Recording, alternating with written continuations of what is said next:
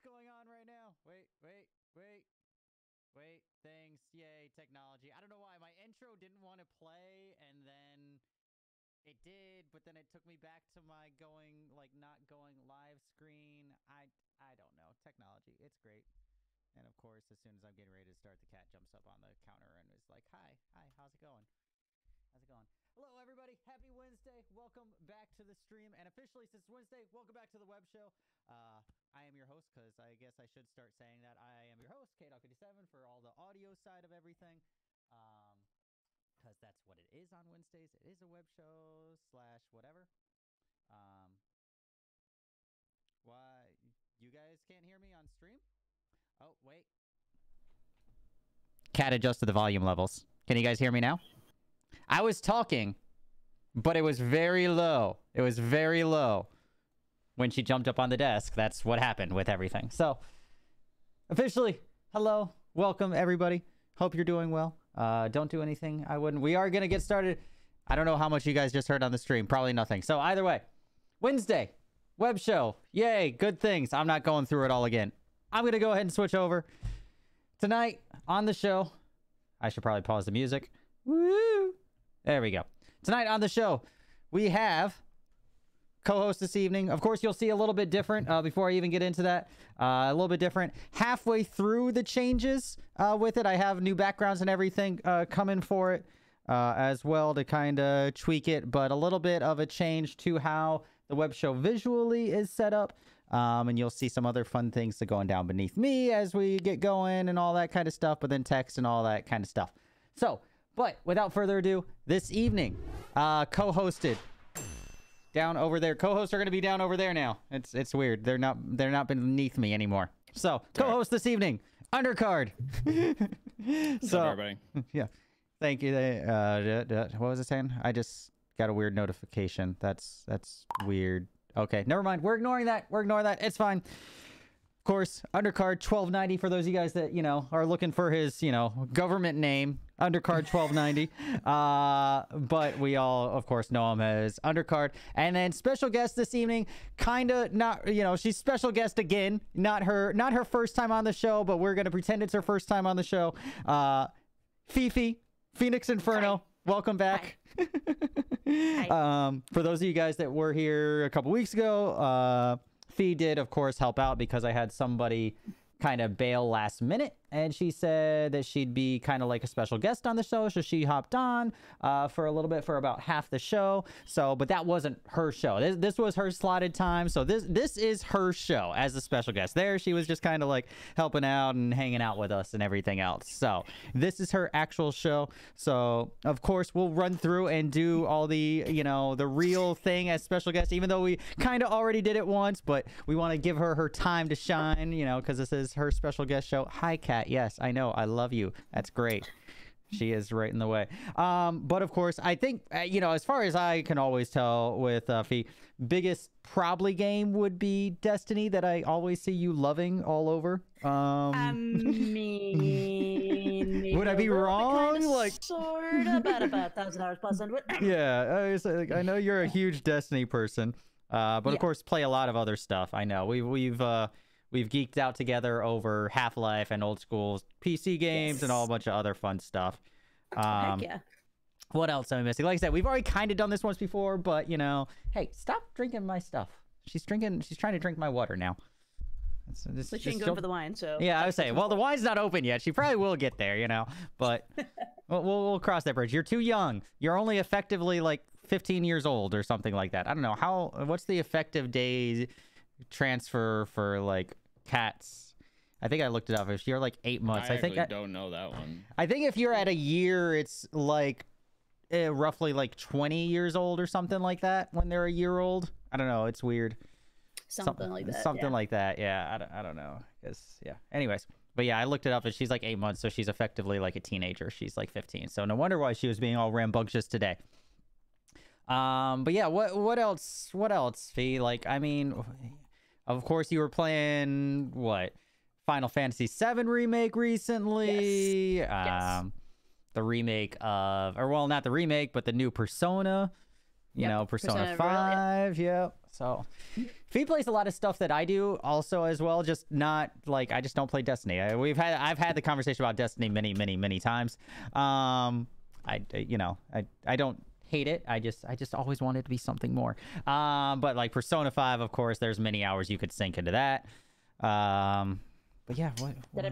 Did I become one with the Matrix something? Like, I think I'm starting to like... Oh, yeah, that's Discord. It randomly will do that. It happens to D all the time. Are you West Coast? Where are you at? I'm East Coast, so... So, yeah, that doesn't make sense. Normally, it's D, like, his connection to the Discord server. Like, but see, now you're good. See, it does that. It happens to Disciple. And I think Disciple, I always assume it's because he's joining the call from the other side of the country and, you know, Discord and the internet is on fire. But yeah, I don't know. I don't know besides that. It's okay. It's Florida, so I mean, yeah. At this point, anything's plausible. So. Oh, that's right. You are here with me. That's right. So why was I thinking that? I don't know. Guys, I don't even know what day it is anymore. All right, like quarantine life. What year is it? I don't even know. It's so bad. It is so bad. Honestly, like one of the only things I know about what day it is the web show every week, because I know I have certain things that I need to do and, you know, all this stuff that I need to do for the web show to make it viable and make it work. And after that, I have no idea. I pretty much get online at some point every day. I mean, other than that, I don't know.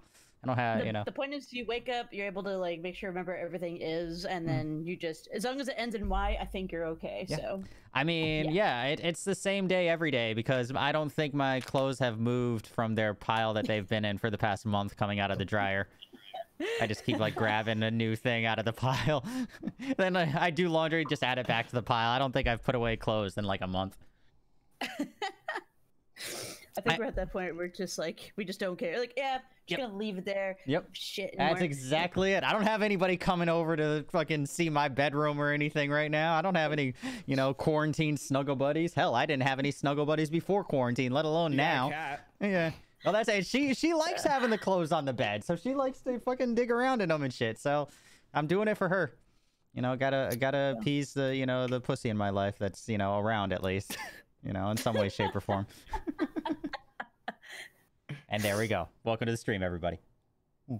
Yes. Oh, yeah, the green screen won't fall over. If she somehow knocks over my green screen, we're going to have issues, because I got that bitch mounted to the ceiling. Mine's a pull down. Right? So if my green screen goes down, we're definitely going to be having some words, me and the cat. Like, she's fucked with the one on the side, on the wall, and all that, yeah. But if she fucks that one up, we're gonna be having some words, because that bitch is anchored up there, and yeah, we're gonna be having some words. I hope that she doesn't get, you know, like antsy, and like she probably could climb up on my counter and then jump up onto the top of it, and I'm just really scared for the day that she realizes that, because like the height difference is probably about the same, and she's made it up to the counter before, so I'm not looking forward to that day when fucking she jumps up onto that. But anyways, moving right along. As we get into it, as always, guys, I do like to say, chat, we see you, we love you, we're saying hi. A lot of us will be doing that. A lot of us, there's 3 of us. We'll be doing that throughout the show, of course, so that way we're not cutting each other off. Well, a lot of us will type in chat, but if we don't verbally recognize you or anything like that, we still see it. We promise. We just are doing the web show. Of course, if there is anything that we miss out on, in chat, or that you want more clarification for, anything like that, of course, definitely hit up the Discord links there in chat. I have a whole live Q&A section. Throw it in there, and then at the end of the show, we'll double back on that, and we'll hopefully be able to answer whatever questions you have there. I think that's it. That's my normal... Is there any other addendums that I normally say at the beginning of the show? I think I covered everything, right? I think that pretty much like TLDRs it. Like, yeah, I think that's. You've heard me spiel enough. Did I cover everything? I feel like I could just like write it down on a cue card at this point and have it memorized. Sorry, I had you muted. Of course you did. Of course you did. An asshole. Get off my stream. You're no longer allowed on here. All right, guys. So tonight we only have 2 people on the stream. It's me and Fee. I know the routine. Like, no, go through the intro. And then you... Exactly. That's the thing. So I was asking if I missed anything. You know, I wasn't sure if I missed it. I didn't think I did. Because that's why I was asking you if I missed anything, because you've heard the intro enough times and you know what we're talking. Yeah. Okay. Good. There we go. Practice. Just nod your head. Yes. Just nod your, just not. Yeah, he nodded his head. He gave the official. So I we're do gonna this the whole show, and I'm like, yeah. unmute. Yeah, really, he's sitting there texting Charlie and in her chat the whole time, keeping up tabs. And then he's like, oh, yeah, I'm on a web show? Yeah, hold on, let me. But all right, we're going to go ahead and jump right into it. Let me pull up the right thing on my stream deck. And that, of course, jumping into first thing announced today. Not too much information coming out, but it was announced today. The new Assassin's Creed is Assassin's Creed Valhalla. As, you know, Viking myself. And since the beard, I'm so happy I get to grow this out during quarantine. It makes me so happy. It is kind of cool. It was speculated for a long time that it was going to be Viking themed. They do not have a trailer or anything for it. The trailer does drop tomorrow morning at 11 a.m. Eastern for the full trailer. So it was just kind of the reveal thing today. A little bit on their Twitch stream, some of the artwork, things like that. So yeah, 11 a.m. Eastern tomorrow morning. Vikings, of course, exciting. The only thing I'm worried about, I haven't played an Assassin's Creed in a while. I played a couple minutes of Odyssey. Didn't hate it, but I personally steered away from Assassin's Creed just because I thought that they overplayed they were beating a dead horse with the storyline. And that was always like how I felt. So I'm curious. There's only so much, like now Odyssey, they went all the way back to ancient times and everything. Like I personally, I'm hoping that they're restarting like a different storyline. I don't want the same storyline. I think it's done. I think it's done. I'm hoping personally they took the 2 years off. They did extra, you know, DLC for, you know, Odyssey. I'm hoping that we get new storyline. I don't. What do you guys think? I agree, disagree? Like, well, I mean, like, I'm not really well adverse to the Assassin's Creed storyline, but I will say, like, I think the best thing that would have come out of it, my personal opinion, was probably the Ezio trilogy. Mm-hmm. I'm a little burpy right now, so my apologies. But I will say, like, that content right there, like, was probably like the best thing that ever, like, put it like high tier on the market. And I think whatever story they're gonna roll with in Valhalla, I hope it really competes with the Ezio trilogy, because I've noticed, like, ever since then, like, I felt like there's like the storyline should I find a way to grasp for like new content.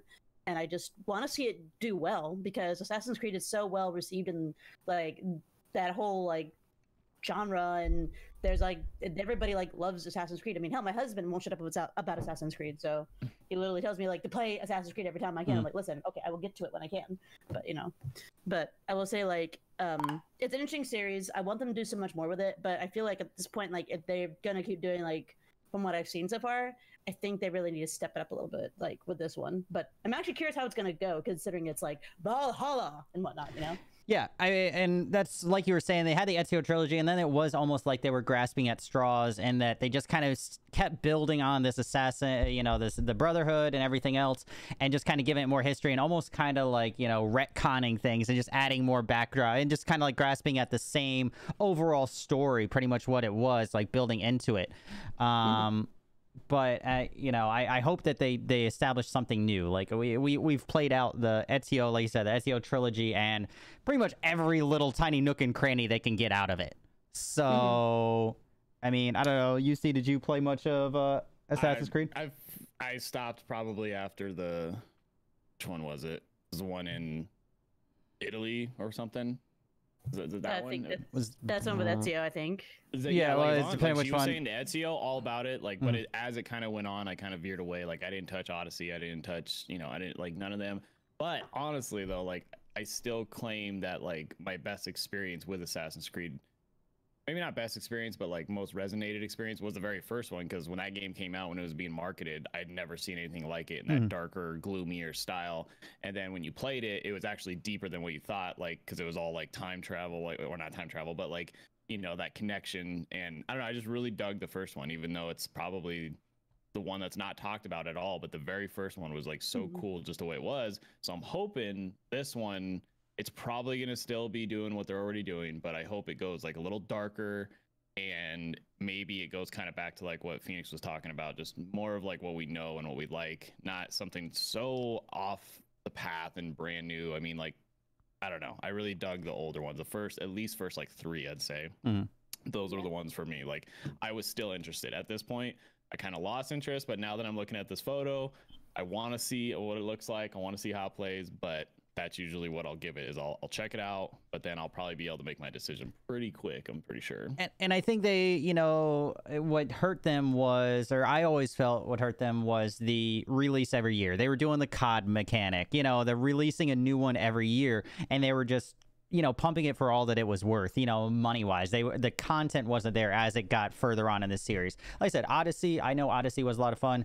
I know a lot of people played it, and it was one of the better ones of the newer games, but releasing a game every year, I mean, it arguably works for COD, but really how much content does COD have? You know, these are games that are supposed to be content rich, you know, and I personally think that because they were, hey, we're going to put out a new game every year, it ended up shooting them in the foot when it came to quality game.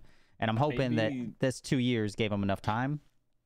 I also don't like the formula of like I like open worlds and everything, but I get really annoyed of the formula where it's like, even though you made an open world, you also put about 1 billion notifications on the map of things I can do and side stuff, but I don't know how relevant they are for me to take my time to go do them. Like, yeah, it's like sometimes a lot of these games you load them up and it's just like, here's your map and look how many things you can do. And I'm like, well, a lot of those games, yeah, they do that. It's like false content. It's like, it's just false filler just to really buy time almost. It's like, hey, there's 50 hours worth of content here. Who really wants to spend 30 of those hours doing fetch side quests that really don't do it, you know? And it was a lot of false filler. I'm gonna go do the story first because that's probably one of the biggest things I'm interested in with Assassin's Creed, along with gameplay and things like that. But I mean, the moment you give me the main quest story, but then you also go, but here's 1 billion other things you need to do, and I'm like, okay, but I don't know what the balance at this point. Like, and that's why I really enjoyed Red Dead Redemption 2, because normally being an open world game, that game did not feel like there was like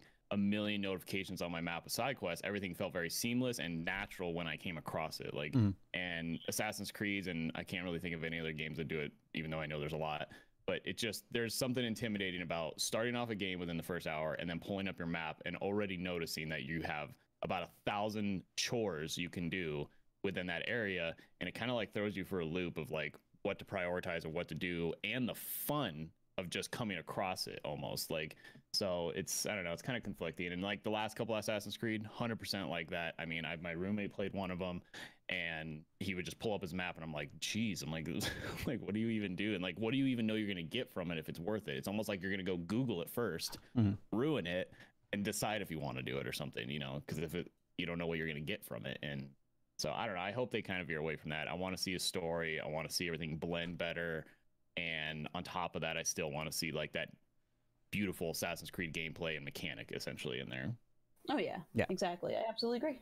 Yeah, so hopefully tomorrow morning, like I said, 11 a.m. guys, will have an actual release trailer, have a little bit more information. Of course, now it's just a little bit teaser. We have the name, we know officially what it's about. So tomorrow, 11 a.m., it does drop the full storyline there, and we'll of course be talking about it next week, because also, you know, with that whole little announcement, it was pretty cool that they, and I don't know if you guys know him, but when they revealed that today, that artwork, that's done by this guy named Boss Logic, who he does like a bunch of Photoshop like fictional art.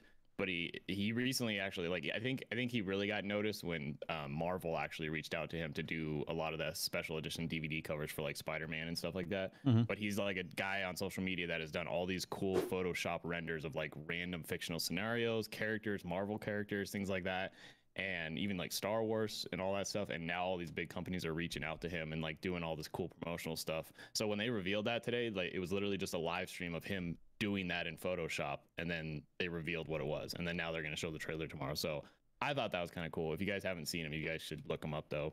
Nice. That's really cool. I didn't know that. Yeah, I knew it was like some type of like the making of it, but I didn't know the hardcore details about it. Yeah, it's one guy that he's on social media, and he's like a beast at Photoshop. And yeah, he's been doing these, like, he'll take like assets and he'll like combine them. Like sometimes he, like, if you go to his Instagram, there'll be just like random fictional scenarios. Like I think the last thing I saw that I liked was like he combined Punisher and Spider-Man together and made a suit, and like it was really cool. Like if Spider-Man was the Punisher, and I don't know, like stuff like that. So he just blends very well. And yeah, I'm pretty sure he did that artwork essentially live today to reveal what the setting was, and then they revealed the title, and then they said they're going to show the trailer tomorrow. So that's kind of cool that one guy is getting reached out by these companies to do promotional stuff like this. Nice. Very cool. Very cool. Well, there we go. like I said, we'll talk more about it next week, of course, when we get some more information after the trailer, and we'll probably watch it, I'm sure, next week as well, even though I'll be watching it tomorrow along with most other people. But moving right along, for my favorite game in the world, woo, a little bit about it. Of course, this past week we did talk about it a little bit there, a little bit during the web show last week. It was happening during our web show, kind of those couple days. But of course, last week Fortnite did have their in-game concert.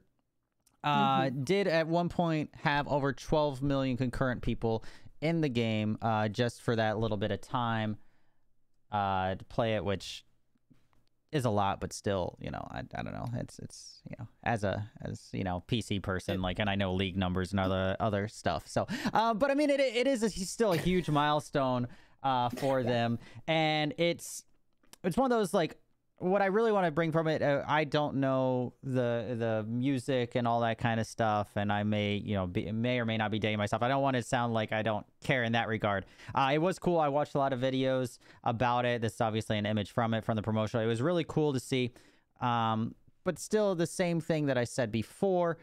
To me, it's kind of it's being labeled as a concert. And what I want to bring up again is, do we consider this a concert? Like, I have, well, I'll let you guys, like, I mean, this is being labeled as a, you know, an end game. It's a concert. And a lot of people are like, is this the future of concerts and all that? And I just personally have a hard time qualifying it as a concert. To be fair, we've got a Vocaloid thing in Japan. So to put it like in that context, so at this point, if it's like a bunch of people, like, I mean, the definition of concert, let's see here. Performance are given in public, typically by several performers or several compositions. So in a sense, maybe like a web concert, kind of like that, maybe, but I don't think it's like the traditional concert, but it's made for, like, I would say, in its own unique sense of it being like a performance more than it is just a concert. So, but I think since it's just like a special show for like Travis Scott and whatnot, so I would say like it's like got that gray area where it kind of is, but I think it's its own category of being a concert. So it's more like its own little like game web show thing. So that's my take on it. So, but anyway, I think like us talking about it, we're never going to consider it a concert. no, well, I mean, my biggest thing, like, I mean? I'm willing to argue that, like, by definition, I could see that it is, because also, like Fee said, I always think of like animes, and of course, like, you know, across the pond on the other way, you have all like the virtual and singers and things like that do hold these kind of like concerts. My biggest thing, and I still almost have issues with that, is I don't mind the venue, the guests, this, that. I think that it's weird because literally everything here, it's just a pre-recorded event, like, and I think that's the biggest thing for me having a hard time with calling it a concert, is because all you're doing is watching just pre-recorded code, and it's just like, to me, you being there has no interaction. The actual artist isn't really there. Like, I think there's maybe a little like gray area, or like the online only, you know, things like out of Korea and Japan and all that. If the artist is a digital character, it's different. But like for an actual real life person, for them to, you know, for this to be one of their concerts, I think I have a hard time qualifying it as that, just because it's not them. It's just, they just made a music video and you're watching it live in whatever format. Yeah, it's just a crossover digital experience. Yeah. Like it's not like if journalists and things like that are considering it a concert, then they're just doing bad, I don't know, language and journalism. Like that's all. It's just a crossover digital experience with heavy marketing, and you know, the kids that play Fortnite are gonna love it, and we're gonna look at it as like, that's cool, you know, like, and then that's what it's gonna be. But it's not. But I know you're kind of trying to say, like, is this kind of the future of this? Like, I'm sure there's gonna be so many things like this, and it's just gonna be what it is. I mean, there's so much digital stuff happening now. I just can't wait for the first kid to say, "Oh, my first concert was Travis Scott season 2 in Fortnite or whatever," and I'm just gonna be like, "Fucking A." That's different. Because then it's gonna trigger me in a different way. But I mean, as of right now, they're just calling it what they want to call it. But but if the future changes to where now we're gonna start hearing kids say like, "Oh, I remember my first concert," and I'm gonna be like, "Wait, Like I'm gonna have to like double take and be like, you know. It definitely was really cool to see. Like you said, I watched the thing. It was really cool what they did. The marshmallow one, because I saw that one, and this one was definitely just cool. I mean, if I was younger, if Fortnite was my game, and Travis Scott was an artist that I mean, I listen to Travis Scott now, but I mean, if I was younger and like it was more like the influential culture around me at that time being, this would have been pretty freaking cool. Like, you know, just in my game. And at the end of the day, I can't even imagine the number of how much money they made just off skins. And, oh yeah. It was huge, absolutely huge.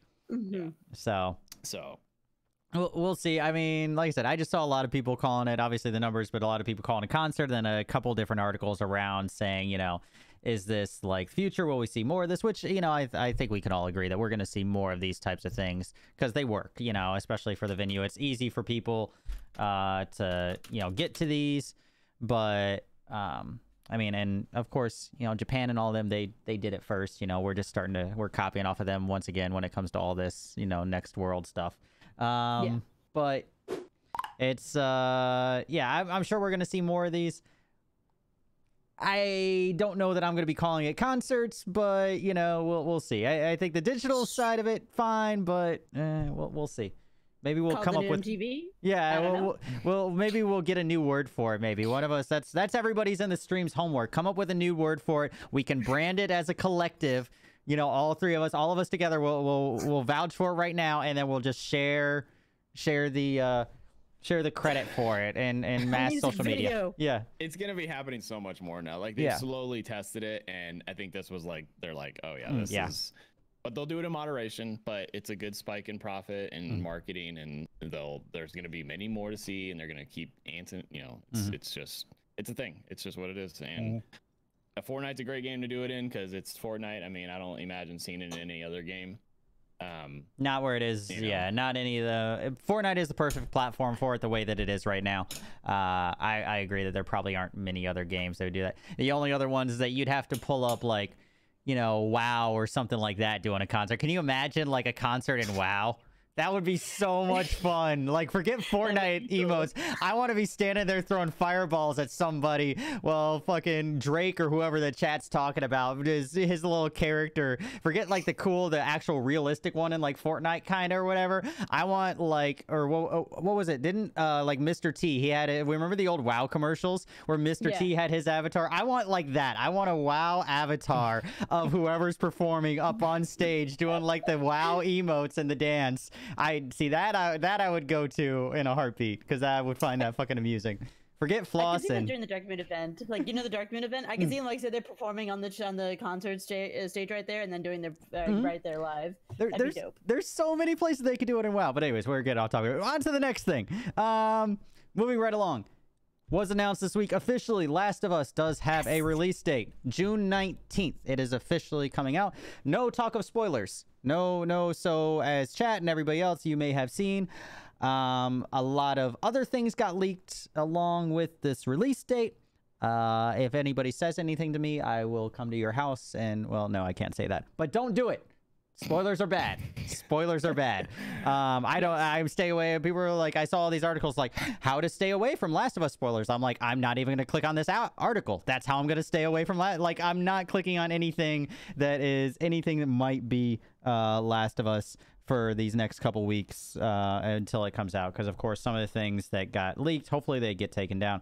But they are out there, so be careful if you are a Last of Us fan. But June 19th is the official day for it. Also released at the same time, if you're not familiar, they announced, PlayStation was announcing a couple things. They did announce as well, Ghost of Tsushima, I think is how you announce it, is releasing now July 17th. That's another one that got pushed back. That's by the company that made like Infamous, the Infamous games as well. It's an action-adventure game in feudal Japan, which actually I'm really excited for. But they announced that as well.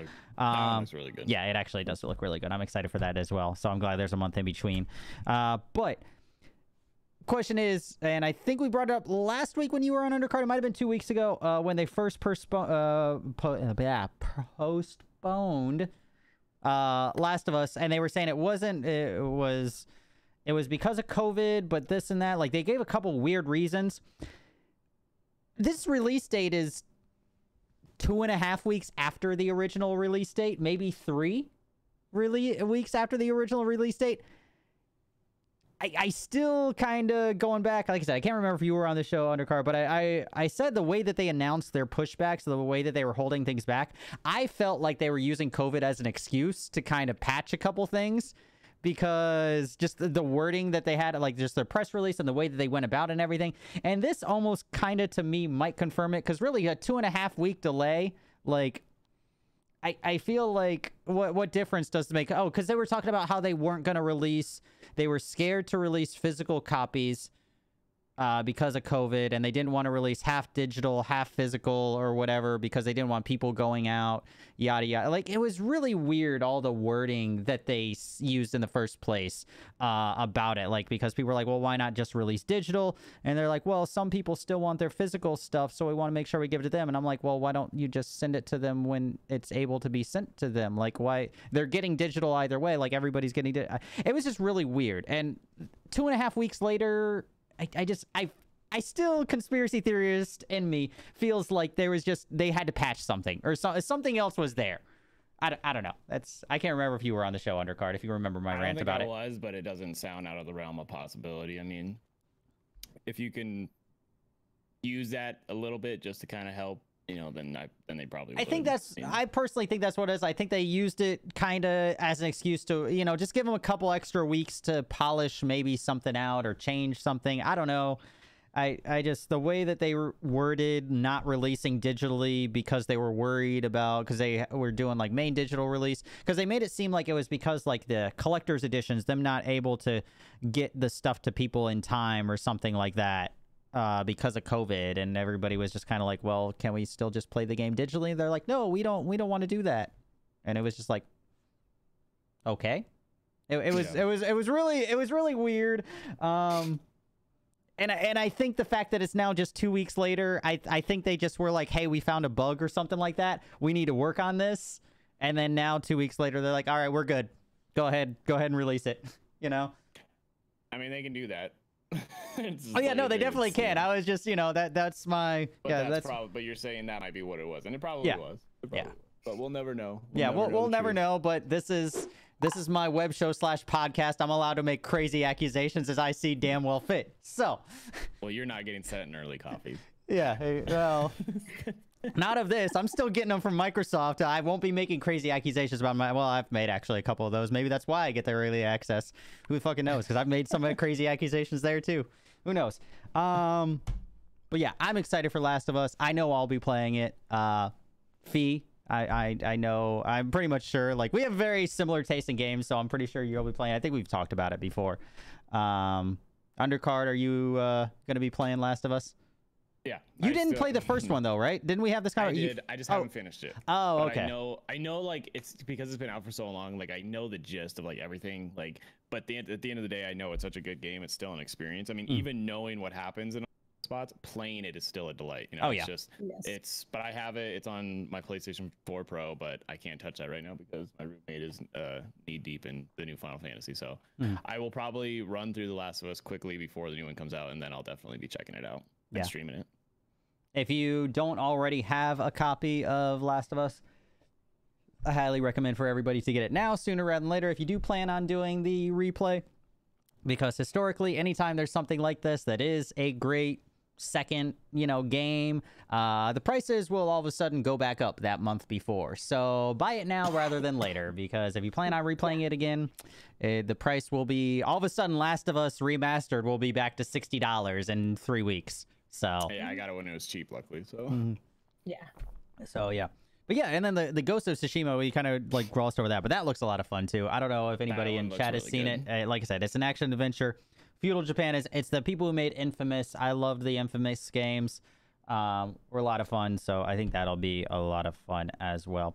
And also their company is called Sucker Punch, which I think is kind of cool because I like the movie and the comics and all that kind of stuff. Anyways, that's it on that. Don't laugh at me. Don't laugh at me, Fee. Don't laugh at me. I don't judge. I don't judge. Yeah. Moving right along to the next thing. You can judge. You can judge. You've been on enough. You're allowed to judge. Fee, you have to be on here a couple more times before you can judge. Or if you Undercard's been on here enough where he's like, I just fucking mute the motherfucker and talk. I don't care. Like, I know what he's saying. I don't care. He knows. I think Undercard knows at this point, like, if he says a certain thing, I have a feeling that he has, like, a little note card there of things that will set me off on a rant. So that way he's like, I need a couple minutes to talk to chat. He'll just mention something probably and then mute me and then just talk to his chat and then be like, oh, he's almost done with his rant, and then unmute me like 3 minutes later. I'm sure that's a thing that happens. I don't know what you're talking about. I like to rant sometimes. I have certain topics that are rantable. Just passionate. Yeah, exactly. New Remnant DLC did drop, and we have a video for it. The DLC, if you guys did not play Remnant from the Ashes, I have not played it. It is on my list of games to play. I don't know if any of you guys played it. It's Dark Souls, but with co-op and guns. Like, I mean, I wanted to play it. Like, it's been on my list for so long. I really was excited for it. Still am excited for it. A lot of good reviews. Fee, like, give us a brief synopsis. What was the game besides Dark Souls with guns since you played it?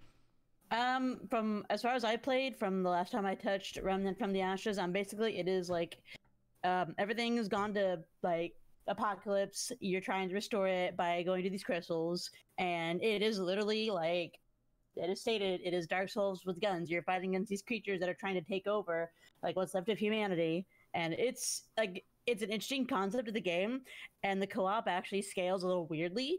So I've actually jumped into another like session with another person, and the bosses in each area actually changes in certain areas. But it's an interesting concept behind it. I'm highly recommend it if you're into Dark Souls. It's a new way to kind of like to play and like proceed. I will say it can be difficult, so you can be patient with it. Well, I hope so. If it is a Dark Souls, game, I would assume, I would hope. Yeah, and it scales, and I think if I remember correctly, it scales to their level when you join their session. So you can't really like power level as much. So you have to be kind of careful when you're going into certain scenarios. But the game was really interesting. A lot of my other friends also got into it as well. But I will say it feels pretty good, and you have different variety of weapons. You can use like a sniper to like your basic like close up, like your basic like assault to like a shotgun combo, and there's different classes you could play. So I don't know, the concept was very interesting. Like I played a bit. Weren't there 3 different classes to choose from, or I think it was 3 or 4? Yeah, and then you had like you had the ones that was definitely the more frontliner, the more sniper, and all that kind of stuff. Definitely looked like a lot of fun. It's on my list. It's on my Steam wish list. So. Can I link that? Is that a thing? Can I just like link my Steam wish list somehow to Mixer and just be like, hey, you guys want to buy me games? You want to see me play them? Here, buy it for me. That would be a thing. Imagine. Mixer. That would be cool. Mixer. Somehow figure out a way to integrate that. You want more PC presence? There we go. Let's get a Steam integration where I could just have my wish list integrated into my channel. I want an Amazon wish list integrated too, like Twitch has, but both of those. Let's get both of those in the works. But I do have, I'm not going to be able to make it go bigger, I don't think. But let's see if I can here. So I have the video for, let me see, hold on. I thought I had a bigger version of it. Oh God, it's so loud. I thought I had a bigger version of it. I'm trying to load into it right now. But maybe it went away. Go away! I don't care about you, truly. We all know you drink it. There we go. Let's just do this. I thought I had the YouTube video open, but it like went to something else and I couldn't backtrack. So, whoop.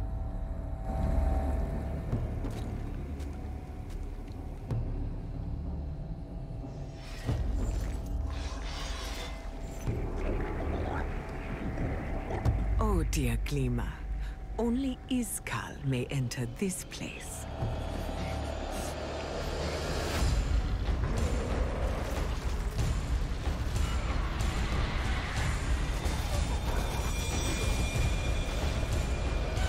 What a shame. Your journey must end here.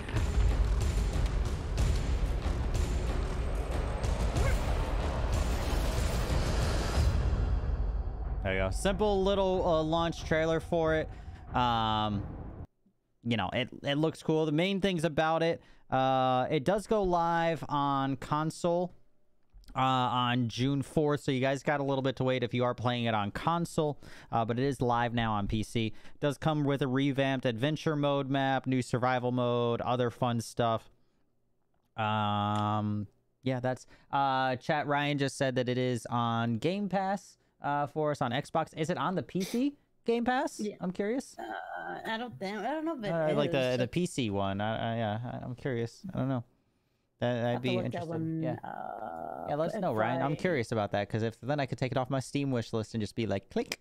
I like doing that. I like when I randomly find games that are, you know, I want to play and they're on the Xbox Game Pass for PC. That makes me happy. Like Gears. Well, I got early access to that either way. But, oh, that's not for another topic. We'll talk about that in a minute. Sort of. Oh, I was like, wait, what? Hamster zombie? What? Good old Took. But yeah, guys, so if you are on PC, did play it on PC, it is live now. If you're on console, you guys got to wait another month, unfortunately. But I'm sure you'll see all the fun stuff that is coming your way through videos, other things like that. Moving right along. Runeterra, for those of you guys that don't know, is a card game developed by Riot, similar a la Hearthstone, etc., etc., etc. Been in beta for the last 3 months. Officially launches tomorrow. Was patched yesterday with a lot of new content before the launch, kind of to get it ready for actual release. But the beta kind of went all the way through to launch, like now, similar to how I think Valorant's going to do. But officially launched tomorrow. Patched yesterday. Brought a whole new deck and balance changes before launch. It's called Rising Tides. There's 120 new cards. A lot of new content coming, even pre-launch. One of the things that I gather from this, and I kind of want to talk about it more, besides, honestly, I do kind of want to play it. If you guys aren't familiar, it is a League of Legends card game, essentially. It's a League of Legends Magic. It's a League of Legends Hearthstone, however you want to look at it, which I like all of those. I still have Magic cards sitting over in a thing over there. So, yeah, I was one of those people. That's all good. Blue and green decks for the win. I was always blue and green. Although I did dabble in black decks for a little while, I will say, you know, way back in the day. But I loved like all the artifacts and everything from blue. But anyways, what I kind of want to talk about with this Runeterra officially launching is this is launching. We have League of Legends, of course, and then Valorant is launching arguably in the next 2 months. So Riot now definitely has a style of their launch. Like they said that they are trying to push themselves as a gaming company, not just a League of Legends type of thing. They want to be a publisher as well. We talked last week or the week before about the Minecraft style game that they bought that they kind of took over even more fully to develop on. So they have that coming out by the end of the year. I think that was October, if I remember correctly. But I mean, what I want to get is, do you think Riot is kind of living up to, you know, their plan? How do you see them moving forward now as a company, as a brand? Now that they're branching out of League of Legends, you know, are they doing this well, or do you think that they're just grasping at whatever they can get at? Like, thoughts on all of the above? I mean, they just had Valorant, so they're doing pretty good on that. So I wouldn't be surprised if they're trying to. I mean, from what I've noticed, it's been nothing but positive. Like, I mean, aside from the other ad side of the realm. Yeah. But I noticed that I feel like they're trying to become like another Blizzard. Like they're trying to like become their own big company that can make any kind of game. So they're venturing into like different like card games, like they're making Valorant, like that game, and of course they get League of Legends. So I'm actually curious how they're gonna like go after the success of League of Legends. So I kind of want to see how this develops with games like Runeterra, because if that's the case, what other games are gonna get into? So like this is actually a unique little like thing I'm seeing here, that they're actually experimenting and trying to do different things. So I will say, like, I don't think it's really grasping. It's more like they want to see like what else they can venture into. I think I could see it like, you know, like the Chrono Trigger formula, where they like tried something different and it became so good it like became stupidly popular. Like I could see them like trying something and then like either doing really good, or I'll say let's scrap that and try something else entirely. So but I could see them attempting of something of that nature. So I kind of want to see how games like Runeterra and how well Valorant, like as positive as that is, how well it goes in like in the future. So they could be like becoming their own brand, like hardcore, like we do the anything kind of game developers and stuff. I think that's pretty cool. And Undercard, you've been here for a couple of our talks about Riot, so you know, like we've talked about it a bit, you know, Riot as a brand and all that as well.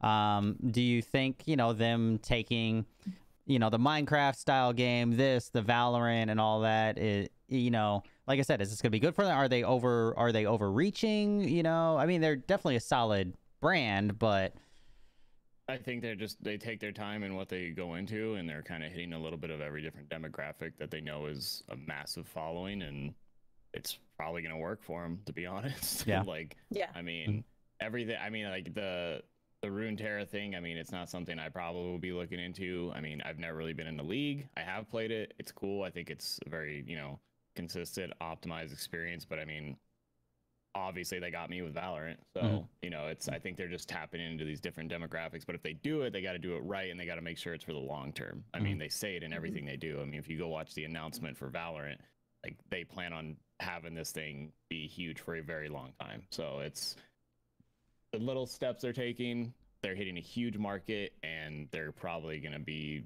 just fine and do great. Honestly, I don't see them overreaching, and like a lot of companies do, you know, they kind of do so many things that it just ends up making it look really sloppy, and people kind of stray away. But this, it's like small little decisions. Like, I don't know about the Runeterra one thing as much, but I mean, with Valorant already, you can tell they've already made a big thing in their catalog, and it's going to do very well for them, obviously.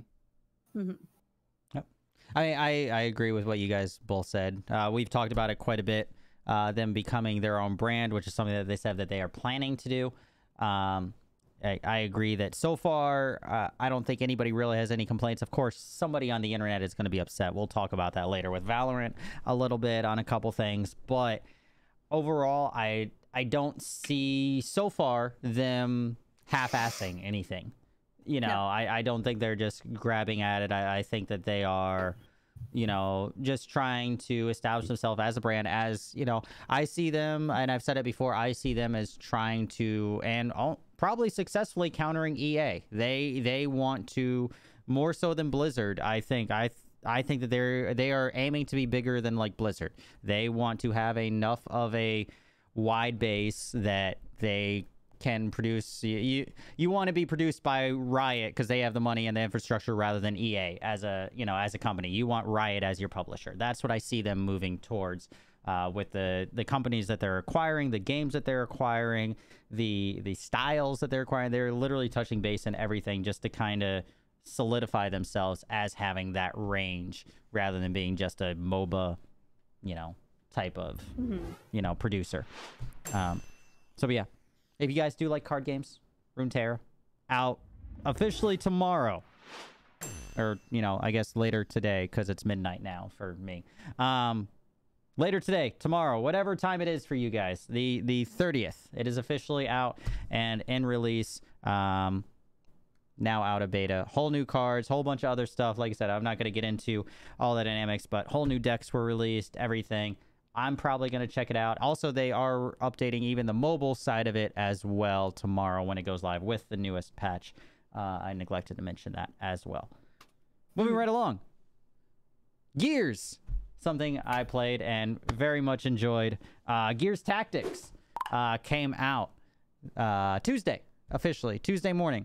I was lucky enough to get early access to it. I did not take advantage of it as much as I should have, so I was only on for an extra couple hours. I still had people yelling at me going, how are you playing this right now? And I'm like, I'm a Mixer partner, and Microsoft likes me, so yeah. Cheers, Microsoft. Yeah, Microsoft was like, here, try out this game. But yeah, it's, for those of you guys aren't familiar with it, we did talk about it a little bit last week before it came out. It's XCOM, but Gears format. That's how I described it first. Having had a little bit more hands-on time, Fee, have you played it yet? No, not yet. I've actually been curious about it. Like I want to know more about this game, actually. So, and I'm pretty sure, like, you were asking me about it, so I'm 99% sure you haven't played it. So. No, I was watching quite a bit of it. I mean, okay. And then you kind of gave me the encompassment of it. Yeah. So here's where I get to be the pro at a certain thing. So, Gears. Obviously, you guys know I love XCOM. We've talked about that a lot over the course of everything. This is in that style. But it's Gears universe. It is more laid back, I would say, than XCOM. More laid back in the way that tactics do matter, but it definitely has more of a Gears feel. So there's a lot more kind of open world, whereas XCOM, you were locked into like a grid for how far you could walk, and you'd have to worry about like corners and things like that. That isn't a thing in Gears. It's literally all open. You still have the action points, of course, for how far, but you could literally walk wherever. There's no grid restricting you. You still have the action points, but you have a lot more freedom of movement, freedom to do things, a lot more abilities as well. So you have like suppressing fire. You have things like adding action points or healing, all these types of things. There's a lot of skills that your characters have, which is different than like XCOM, where you had like a couple, but this is a lot more. It brings RPG element into it, I think, a lot more. Both like skill set, like there's skill trees for each of your characters. Each character has like 4 different branches, like almost a la like World of Warcraft, where you literally could spec like different ways, like original vanilla World of Warcraft, where it's like, I want to be a paladin, a ret paladin, and you would go this way and you would like do this. So each character has their own like skill tree set that has attributing skills that they can use during the match, and they of course have cooldowns and things like that, you know, for turns. That being said, since you have all these more skills and this more open freedom to kind of do things, the difference between this and XCOM, because you have that, you're getting hit with a lot more enemies. It is a lot more intense, action-packed of a tactical game. So whereas XCOM and things like that, you would go into it and be very tactical, and you'd be fighting like a really hard mission. You'd have your 4-man squad fighting 12 people on the map. This is like from different levels. Of course, you have like wretches, for those of you guys familiar with Gears of War. Things from like wretches to, you know, other higher levels of, you know, Theron guards, all these kinds of things. But there are missions where you're taking out 40, 50 enemy units. So it is a lot more intense. You know, I wouldn't say, you know, the tactics still matter, definitely, because you can get swarmed, very much so, but you have a lot more freedom to do things. So they balance that with the number of enemies that you're facing. So, like, I can use a grenade once every, you know, 4 or 5 turns, because that's one of my things. And I could use that, if I place it right, to blow up, like, 4 or 5 wretches at once. But I can only use that once every 4 or 5 turns. If there's, like, 20 wretches coming at me, now my other people, they have to start landing some shots. I have to position some things. It's cool. I think the XCOM diehard people that are looking for that very tactical style of game won't like it as much. But I think if you want an easier tactical game, you'll love it. This has more of the action side of things. And it also, for me, it incorporates more RPG elements. Honestly, to me, this has more RPG elements than Destiny does. And it's, you know, and Destiny is supposed to be like an RPG game.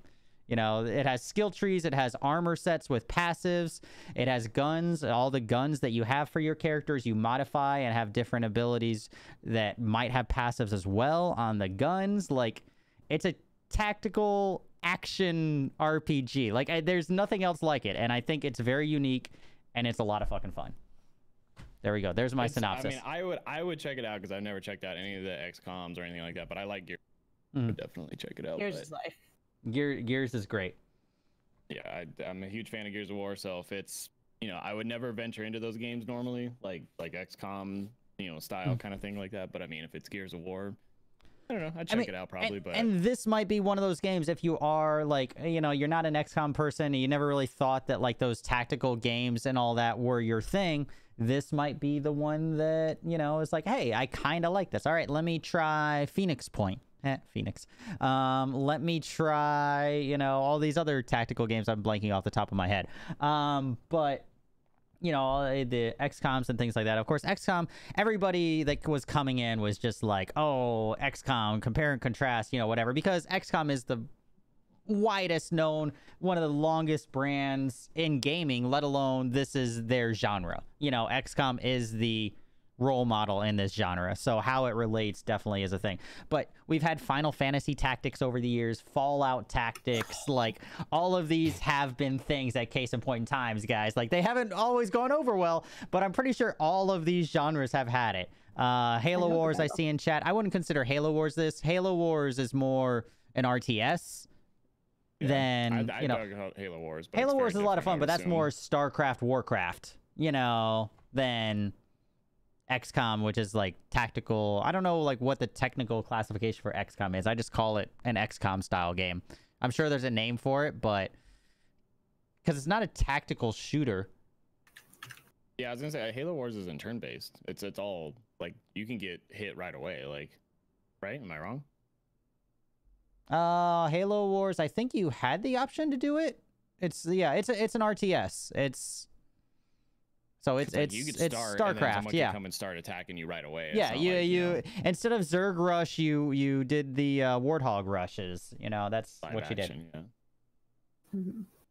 I know, but it's a lot of fun. Definitely check it out. It is on PC only right now, guys. It is included though on the PC Game Pass, from what I was instructed. So if you have the Xbox Game Pass,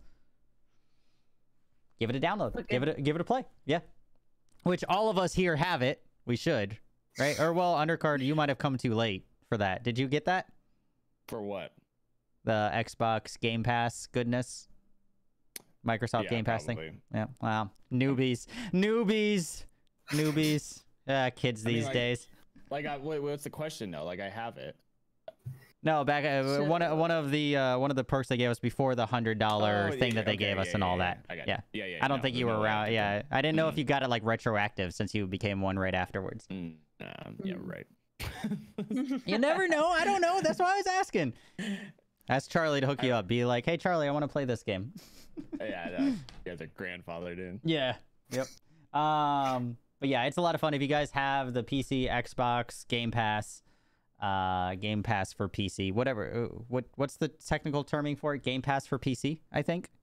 Well, if you get Ultimate, it's access to everything. Yeah, so. but like, I think it's Game Pass for PC. Whichever, yeah. If you have Ultimate or Game Pass Right. for PC, it is included on there. Definitely check it out. It's a lot of fun. Even if you're not huge into like XCOM style games, like we said, you get to still like one of the things, and they built around it. Like there are characters that you can devise your whole kit around sawing people in half. Like using your chainsaw. Like that is part of your thing. You could build it so that way you get reduced cooldown when you use that ability. You get extra actions when you use it. Like you can... They did good job building this, and it is canon. This game is canon. They worked with the Gears of War people. It is canon. It takes place 12 years before Gears of War.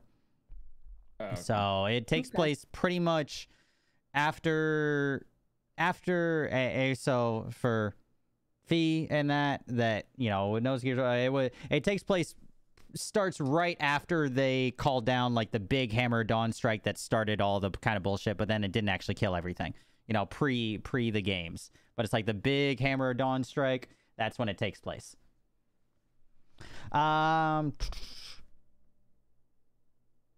That's it for that. I think we did that. Moving right along. Phoenix ran away. Apex. New event. Augustus Cole. Yeah, and you get Augustus Cole. If you play it now before the whatever the Tuesday is next week, you guys get Cole and all his armor and everything. So there you go. Which is actually pretty good armor that'll last you a while. But new event right now in Apex all the way through till the 12th of May. Which is when the new season come out. It is the Battle Armor event. You guys have not seen this. What it is that you drop with armor and a P2020 into the game. There's no armor pickups. There's no nothing. You just drop with that armor. So armor is not a thing, which is very interesting, especially for these first couple days, because the first couple days you drop with white armor.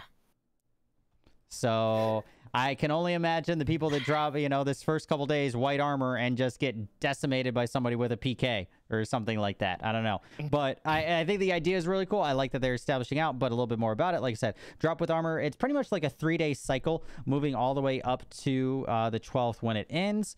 But then you drop with, white, then blue, then purple, and then the Evo armor as it goes into it.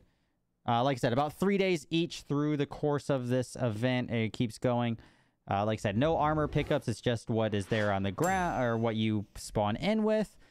That being said, the last 3 days of the event, or the last 3 days of the season, because this coincides with the end of the season, the 9th through the 12th, you will be earning double XP if you end in top 5 in any game mode in Apex. whether it's this special game mode or just the duos or whatever, just for people to try and finish out their their battle pass and that. So that's good, actually. Yeah, so if you want to try and finish it out before the new season, there you go. Make sure you're playing now, but of course 9th through 12th, as long as you finish in the top 5, you get double XP. I think it's a cool idea. I mean, the first weekend, these first couple days of white armor drops might be a little rough, and I would die really quick. But at least like the blue armor is solid. I dig all the events they do. I mean, they're just cool. They do them. They throw them in there. But I mean, I haven't tried it yet. But I do need to play though. I need to play for a few reasons. One, to finish my battle pass. Two, because I have a tournament for Go Team that I am going to do, and then also I like having as much done as I can before a new season, which I'm pretty actually excited for. So yeah, I agree. I think that all their events are. I can't say that really many have been bad. I think that they've tried a lot of different things, and I'm okay with it. It's kind of like Fortnite, trying like things, see what sticks, you know, and then it's just fun. They're just cool to mix it up and just, you know. And I'm okay with that. And they're events that like experiment with ideas too. It's not just, you know, like promote. I don't know, like very promotional. Like it's almost a lot of times like things are actually to experiment with what people want in the game or what don't want. I mean, technically duos is a thing now because of the event, you know, like they experimented with it and then they went from there. But when is the tournament? Tournament's next month, Q. But yeah, I'm excited for the new season. I thought this season was cool, but a little underwhelming. It was just very like simple and just kind of out there. I'm hoping this next one they add like some really cool new things. But I have not done the armor though. I haven't done it yet. But like you said, I think the first couple days through till the 2nd, I think. Yeah, white armor is running through May 2nd. I just.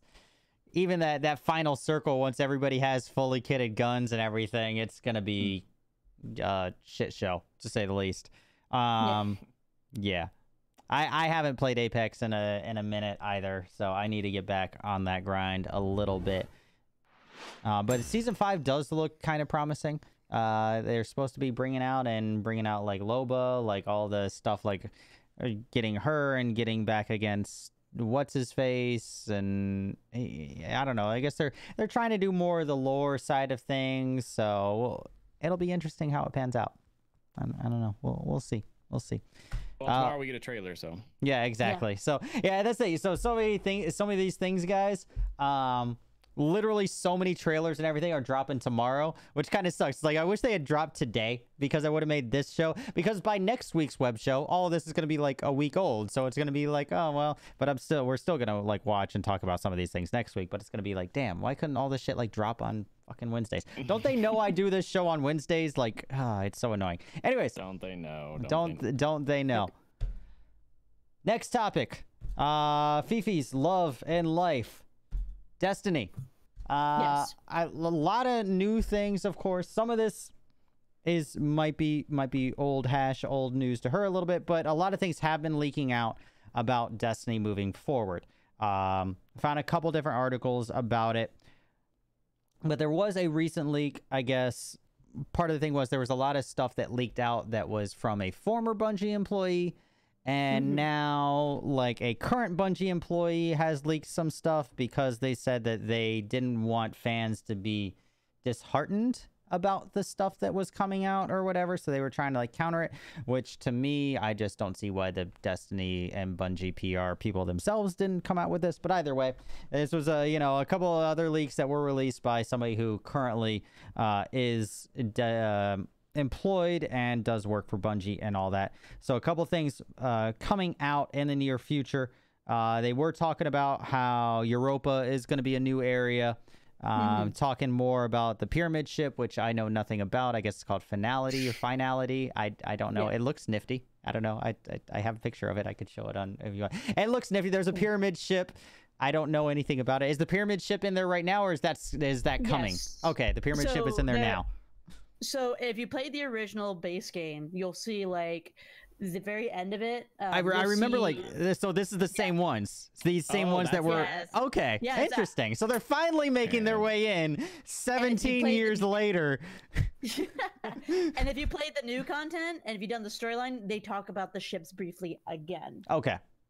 Because I do remember that from the original and all that. So I wasn't sure. And they look a little different, you know, than they did in 1. So, but I wasn't sure if they were like in the couple recent storylines. But yeah, so this is the big pyramid ship. I guess it's called Finality or Finality. I don't know. I'm guessing Finality is what they're calling it. A lot of new things coming out, at least earlier rather than later. 4 new strikes coming with it. Some on Titan, some with, I guess, like half on Titans, half on the EDZ. And then, of course, they're not mentioning, but some stuff obviously being on Europa, which is a whole new area. Callus, Marasov, Eris, all of them have new story roles. The Drifter is supposed to have a little bit more of an impact on story moving forward. Which he was kind of, from what I was seeing, I did not play the recent stuff, but he was kind of just a one-off almost, like it kind of like story-wise.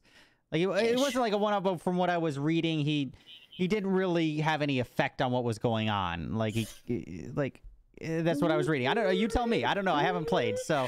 So if you've done the Drifter storyline, you have two choices. You could side with the Drifter, or you could side with the Vanguard, and it's supposed to be a thing they do later and affect your choices. Now, at the end of, I don't know if you want me to say this right now, but it's kind of like the end of that storyline. I mean, how long has this been out? How long has this been a thing? That's fair. That's fair. I don't know. Like, if it's been a couple months, then by all means say whatever. I don't care. But if this is like something that just happened like within the last month, like we'll let people. But I mean, if this is like the recent DLC that came out like months ago, then yeah, by all means talk all about it. So this is before Shadowkeep. So one of the things is if you did like the Drifter, if you did the Drifter storyline, so every weekend you see Zur. He's the guy you go to get the special items and stuff while you do this little side mission. Side mission starts talking about the Drifter. The end of the mission, from if you've actually looked it up, it will literally show a card, and it'll show those same pyramid ships. Where he's literally prepping you to deal with those pyramid ships. This has literally been preordained since like the very beginning. So literally, Callus has probably been on it because there's been speculations on that. Marcel has been in on it because of speculations on that due to the Forsaken campaign. And same with the Drifter, and same with like there's like so much about this like is tying to the pyramid thing. Not to mention with all the characters that are coming back and some of the big like shock return characters that are possibly going to come back, it's going to be a big deal. And with the thing that happened with the Bastion quest, what happens and the thing that you saw there, if you've done that side quest, where you see the tomb, I have a feeling that tomb is going to be related to the pyramid thing. So it's going to be pretty big, because if it's going to be about that, it's going to be a very, very, very huge big content drop. Or at least like a big patch toward it. So I'm always so excited. I want to be more excited about it, but every time I go back to Destiny, it just lets me down. And that's why it's just like I'm just gonna let like you. I'm gonna live vicariously through you when it happens. Like I'll just come and like watch, because me personally, like I always just feel I get let down by it because I just want more. But I know there's like stuff there. I like it, but I don't know. I've voiced my opinions on it multiple times. Like I want to love it, but just it lets me down so often. So my question is for someone like Phoenix, she's been dedicated to it. Like you obviously know their shortcomings. You're not aware of them. But I mean, would you say though, like being a through and through player, even acknowledging their shortcomings, is it better now than it ever has been? Obviously. They brought back one of my favorite game modes, so yes. But I mean, as a whole, like it's just the whole game. They go up and down. I feel like, and most gamers feel the same way, because it's like, okay, they were great at the end of Destiny, and then they went down. Then they did a couple things, and they like I feel like the ebb and flow is Destiny life. It's like they're going okay, in the right direction. Like they're learning from their past mistakes, and like I feel like even didn't they just say that they're like, well, I know we're talking about what they're doing right now, this expansion, but I feel like there's still something they still need to talk about. Like they're trying to really even ramp up more stuff. I saw a post on somewhere. So I don't know. I don't know if it's in that article. I'll have to pull it up, but fall expansion leagues. Yeah, so I don't know. I just heard that they're supposed to be making announcements on a lot of new stuff that'll also really change the game and put it in a whole nother direction as well. But I love Destiny. I love it. But I haven't gotten back on it though. I just haven't. Yeah.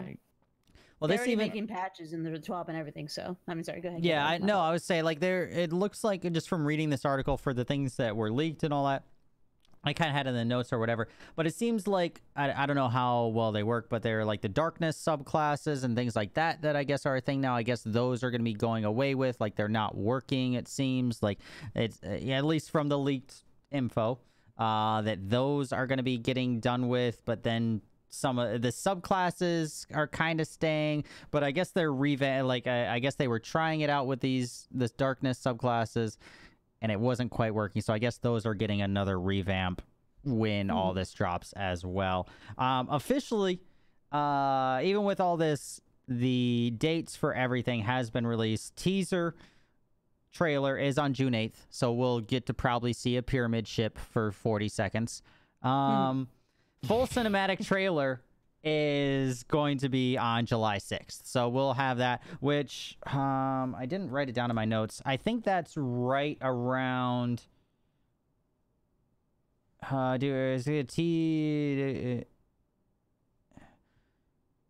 Okay, so, I guess June 8th, the day before the current season ends. So, I guess the current season ends on June 9th.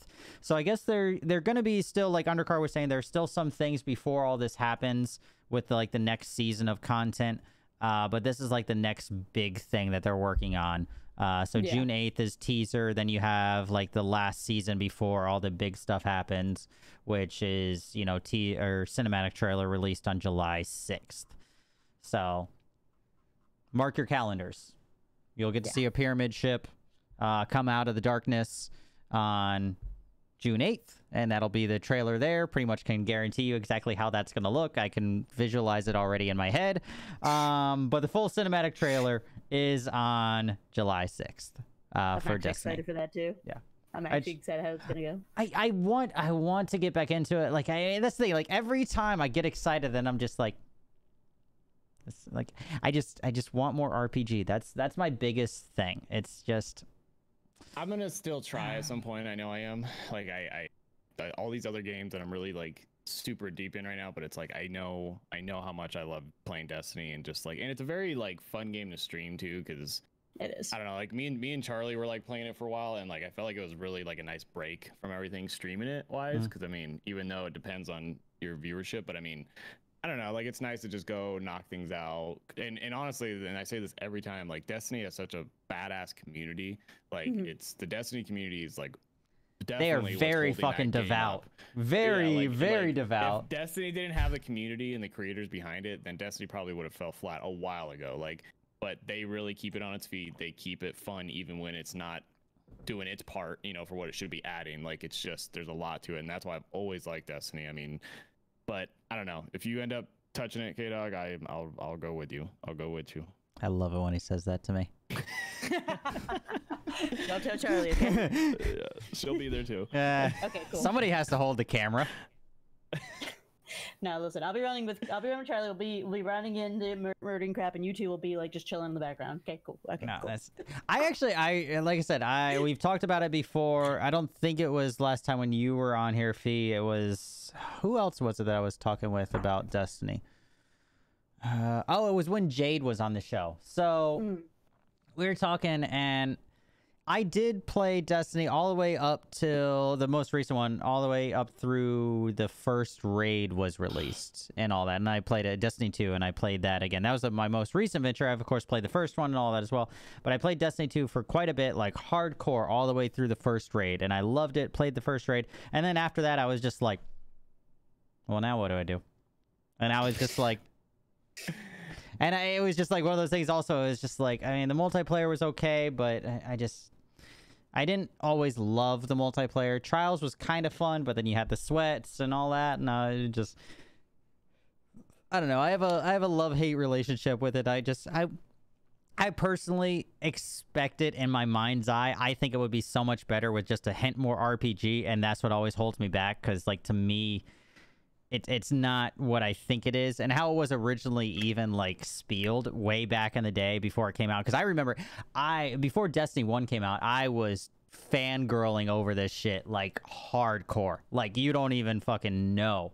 And I was so expecting this big thing, and I don't know. I wasn't let down, but it never was what I expected, and I think that's just held on. And I know that's me personally, and I know, and I have admitted that multiple times. I know this is my own personal shortcomings when it comes to it, but I think I wanted a little more RPG element to it, and that's just held on for years now. you know. I mean, it's been addressed that they know there's such a huge base that just expected or wants that. And I mean, I think just the problem is there's such a game there already that they have to, if they want to do that, they can't just like flick a switch. It has to be integrated properly so that the game doesn't become like unbalanced. So they've slowly listened to people like you, and they're doing it, but they have to do it so slowly because you really can't just go like, all right, we'll just do whatever you want, because then you have such a broken game that they have to continuously fix every day of the week. If you give me real skill tree and stats, I'll be back in there in a fucking heartbeat. Like an actual like loot that really like half-ass matters, because let's be honest, the loot is it's very copy paste and you know, but I mean, it's like I said, I can't imagine it being an easy thing though. Like it's just not an easy thing. Like if tomorrow there was a skill tree and there was like hundreds of thousands of loot that just was like all kinds of stat based, like it's gonna get exploited and almost ruined. Maybe it would become bigger mess than what it already is 110% in some people's eyes. You know, they want to play on their strong points and then slowly integrate things to hopefully wean someone like you slowly back in. I'm tiny little Kdog on Mixer. Like I do not, like I have no shortcomings where I don't they fucking could be. I don't know. Hi, how's it going? No, it's not, but we did come up with it one day on the show a long time ago when we were talking about it. I think it was the one with Jade. And I think my biggest thing was because it's not necessarily even like the loot or skill tree side of it. It's that the roles to me make no difference whatsoever. And you're supposed to be an RPG in some style. But at the end of the day, in raids, and I know Fee's gonna like, I know it does make a difference. I know a little bit, but I'm thinking in like, my raids are like wow, and in my head. So what I'm getting at here, before I'm cutting her off before she interjects, because I know exactly what she's gonna say. I know that it is there, but hear me out. But like a Titan at the end of the day, in theory, should be like the tank.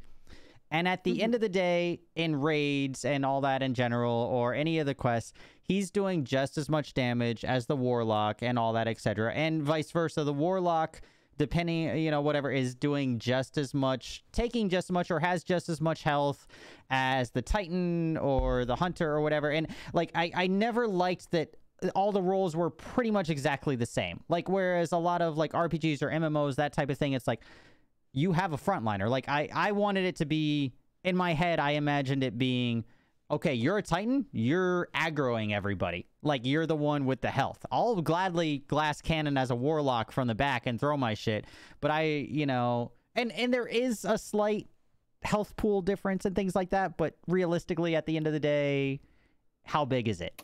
Like, that's just the World of Warcraft in you. I know, but that's the MMO side of me, and I've said that. I have said that. Like, that's where we spent like half an hour talking about it one day on the show, and that's what it comes down to. It's like I didn't like that at the end of the day, like, and you can't spec, like, I want the Titan to me should be like the Paladin, like, should be or something like that, should be the tank. I want a tank, and for me, an RPG, if you can't be a tank or you can't be a healer and this and that, and the same thing with Division. I had this same thing with Division too. At the end of the day, all the classes were kind of the same. Like, they did different things, but personality and play style kind of thing. Yeah. Not stat. Like, you know, like you said, you would play your role according to what you're capable of doing or not doing. Like in Destiny, they really want everybody to feel powerful essentially and have time, but with their own style and their own visual interpretation of how that is. I think if they pushed it too much to where like a Titan has to go do heavy lifting and there's a glass cannon in the back, I don't know, it would mix it up. And the problem is that sometimes people don't like their role over time. You know, they might want to change it. Oh, God damn it, that's why you know just like, well, Destiny has, you're able to make all these different, that was always my thing, and I agree with that 100%, but Destiny has, you're able to have what, 4 different characters? Three different characters, so you can have one of each class. You don't want to, like, I just remember, like, wow, it's like, hey, looking for healer. All right, I can be a healer. Let me load up my healer for this fucking role, because I had friends that literally were max level in every class and had their, you know, one Hunter, one Warlock, one Titan, all max level, ready to go. And it's like,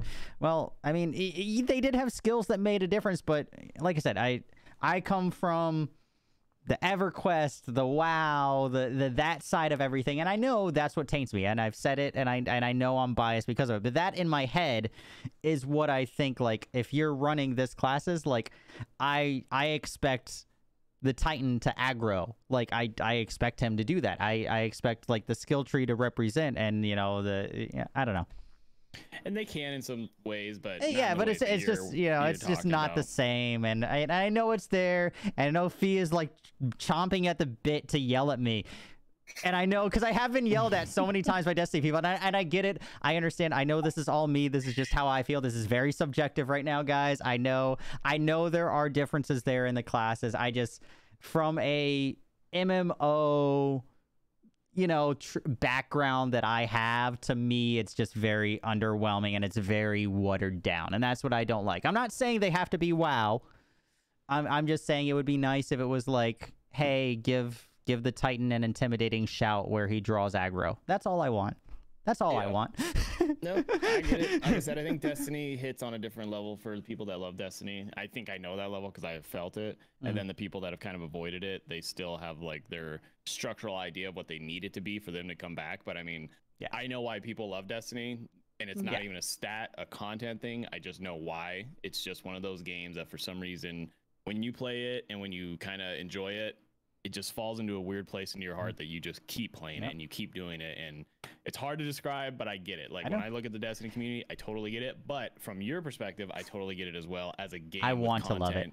I do. Yeah. I want to love it. I really do. I've played it so much. I've gone back multiple times to play it. I really have, and I do. I like watching it sometimes. I like watching it. I liked watching, you know, Fee like doing whatever last. I don't know if that was like an actual raid or whatever when you were doing with Drake and all them. Like, I liked watching it. I did.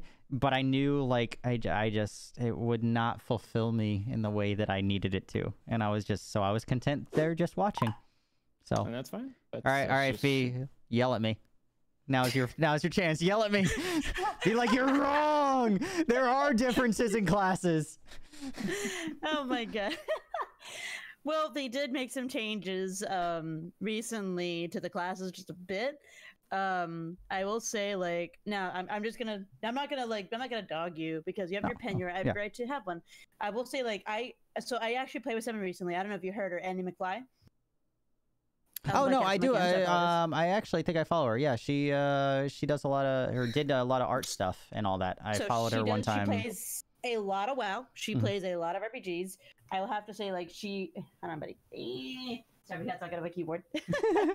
So anyway, she's played a lot of RPGs. She's played a crap ton of WoW with Margot.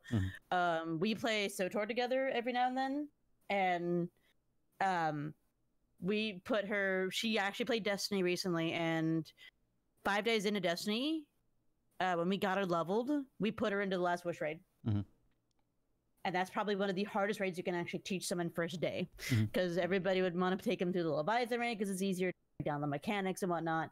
But because of what she remembers from her WoW day, she's like, okay, so it's like when I raided in WoW. I'm like, that right there clicked into my head. I'm like, if you could raid in WoW, I'm pretty sure you could raid in Destiny. Like, effectively raid in WoW. You know, at least you understand how raids work. And I'm not saying, like I said, it's not watered down, but it's, you know, WoW raids, Destiny raids, I don't think I ever had one. Like, you would fail within the hour. Whereas WoW raids, I remember the old school ones, like you were there for a long fucking time back in the day doing mechanics. Oh, but, yeah, no, they're still, like, I mean, these raids could last, like, hours. Okay. Like, I haven't played. I think, like, first day raids, like, I think Riven's raid was, like, 18 hours first day. Yeah, when you're trying to figure out that first day, oh, yeah, those were fun. And that's what I did love. I did love that, trying to figure it out with my friends that very first day before the YouTube videos are up, before all of that. You know, like, that's a lot of fun. Like I said, I really do. I do love it. I promise I do. I want to. It's. You want more. You want more of the game, and I understand that. I'd love it. I do.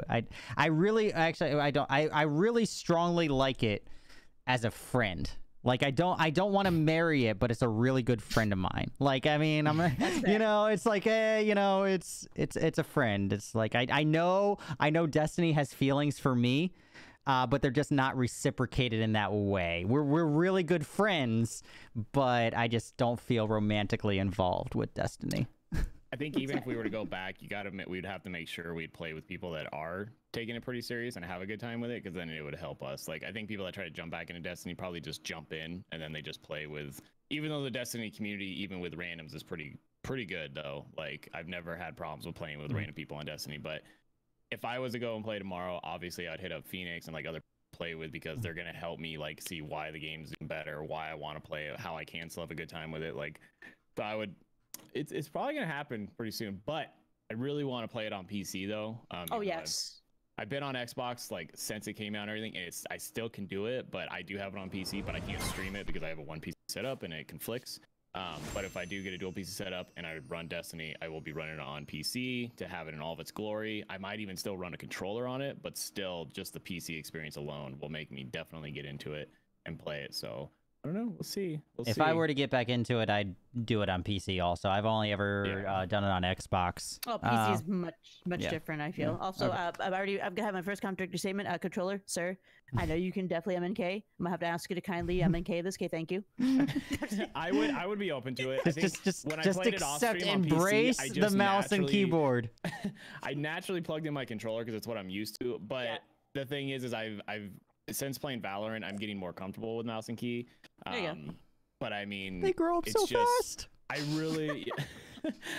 really love controller, but I know you're probably right when it comes to a game like Destiny with mouse and key. I think there's I feel like Apex, I would probably stick with controller just because it's not overcomplicated. Like like a good example would be like, say, PUBG. Like, one, I probably will never play PUBG again regardless, but if I played it, I wouldn't play it on console with a controller. It's just not meant for it. And if I did play it on PC, I'd play with mouse and key because the game feels like a better experience having more control with mouse and key. So same thing probably with Destiny. It just feels, with everything that's going on with mouse and key, it's like driving a stick. You know, it's just, it feels better, and that's what it is. But Apex, not too much going on. It's simple. I can run it just as fast on a controller.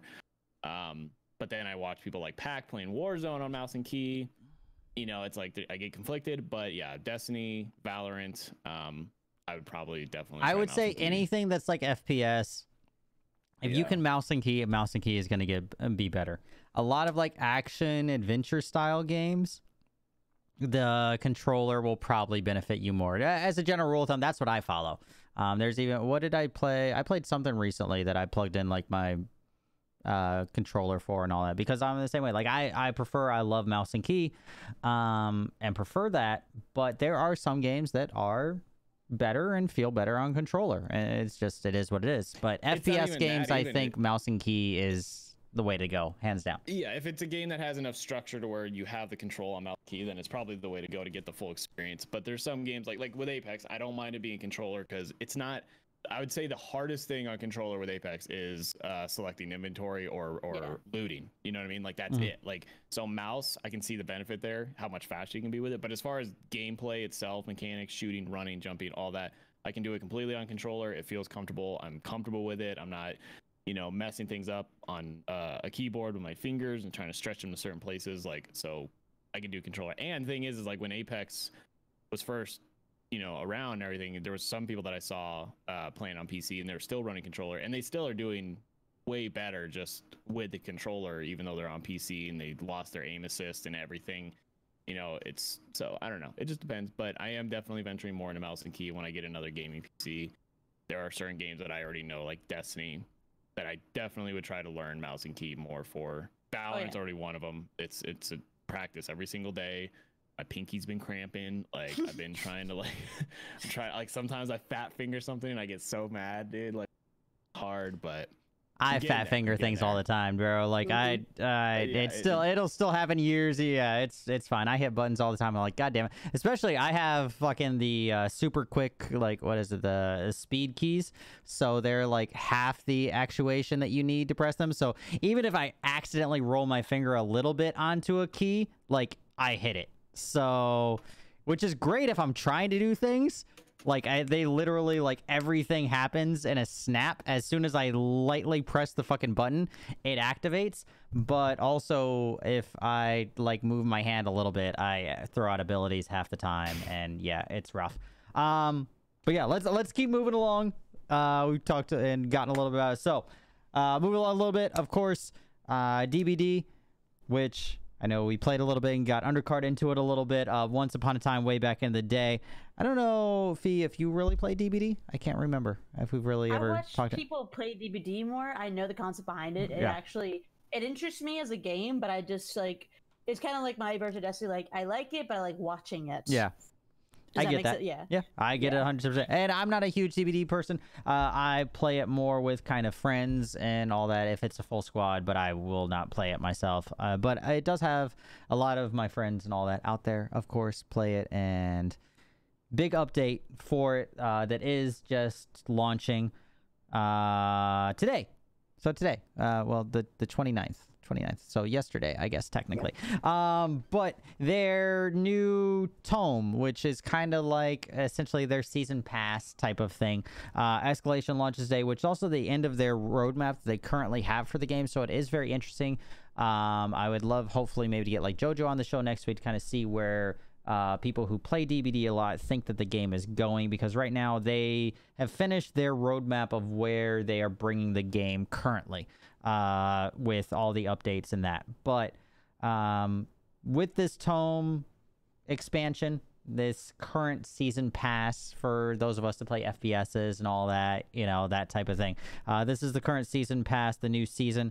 It does include new memories and new stories that revolve around certain different characters coming out with it, along with cosmetics and that as well. So you get kind of backstories that unlock about certain survivors, both Kate and Dwight, as well as backstories and kind of things when playing it revolved around two of the the Huntress and Legion as well. So two of the killers. Also, you get kind of backstory about them and a little bit more stuff there. So it seems like they're just building the universe a little bit more for it. I do have the launch trailer thing for it as well here. Whoop. That I'll pull up. Creepy trailer, yes. Yeah. Yay, creepy trailers. Life doesn't always go the way we plan. How many times have I witnessed emotions lead people astray? How many times could a tragedy have been avoided with a little patience, a little reflection, a little common sense? How many times have pride and anger destroyed or changed lives in ways no one expected or imagined? Hey, look, guys, it's me. Oh. Sometimes taking a moment to reflect before emotions escalate changes everything. He was playing golf. He had some scotch sitting there. Like, I mean, it's me. You know? But yeah, that went live today. Of course, like I said, they're building a little bit more on unlockables, both cosmetic-wise and story-wise a little bit, giving a little bit more background for these characters, giving a little bit more substance to the game, for better or for worse. At the end of the day, the gameplay is still the same.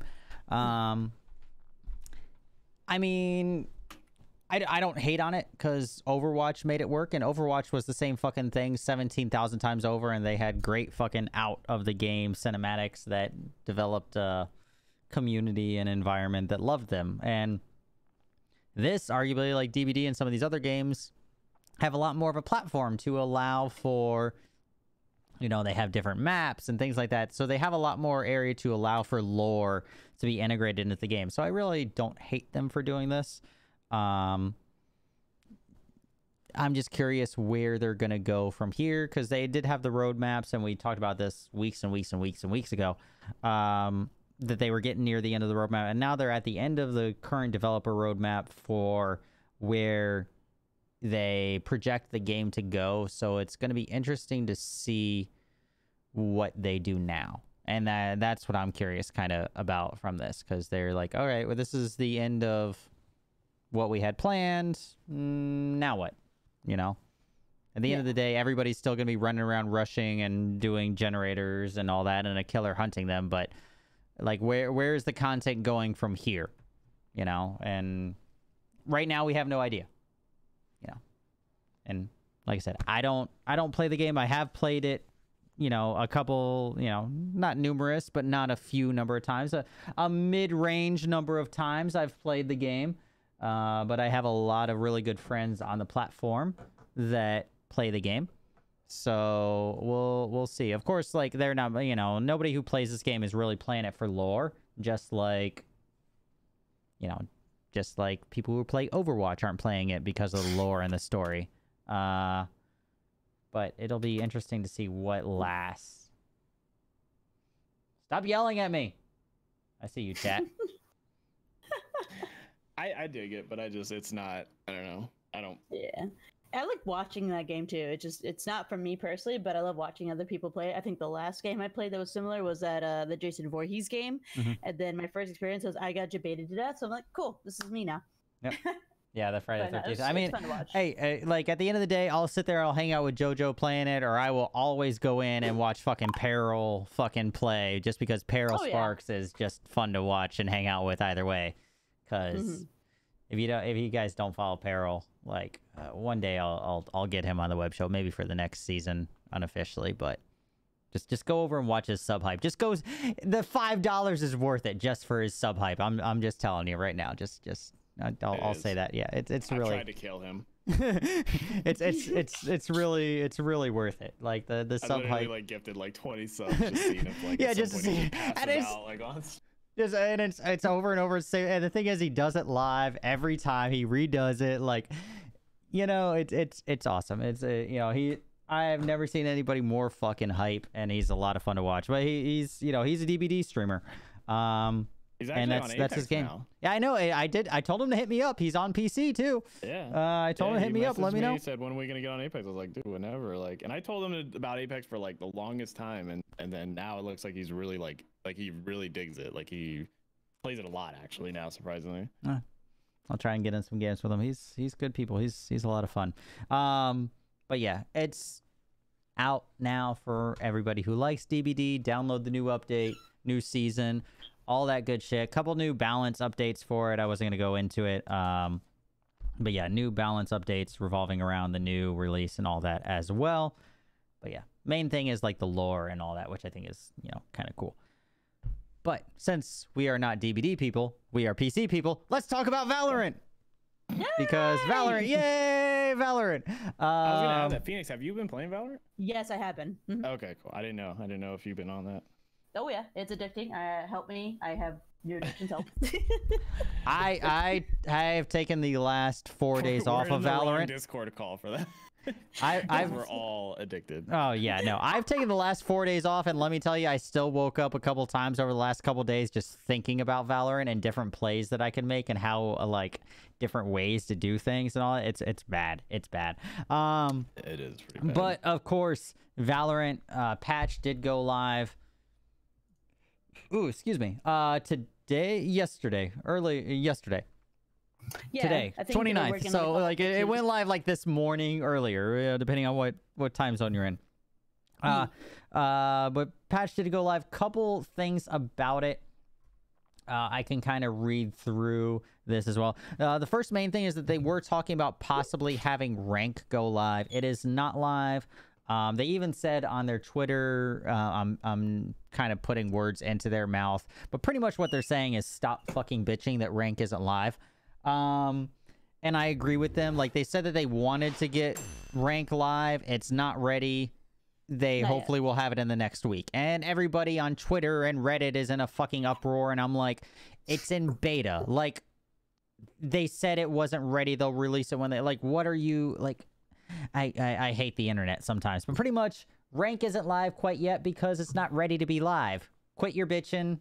Keep playing the game. Like, I don't know what else to tell you. There is, you know, SBMM. It is a thing.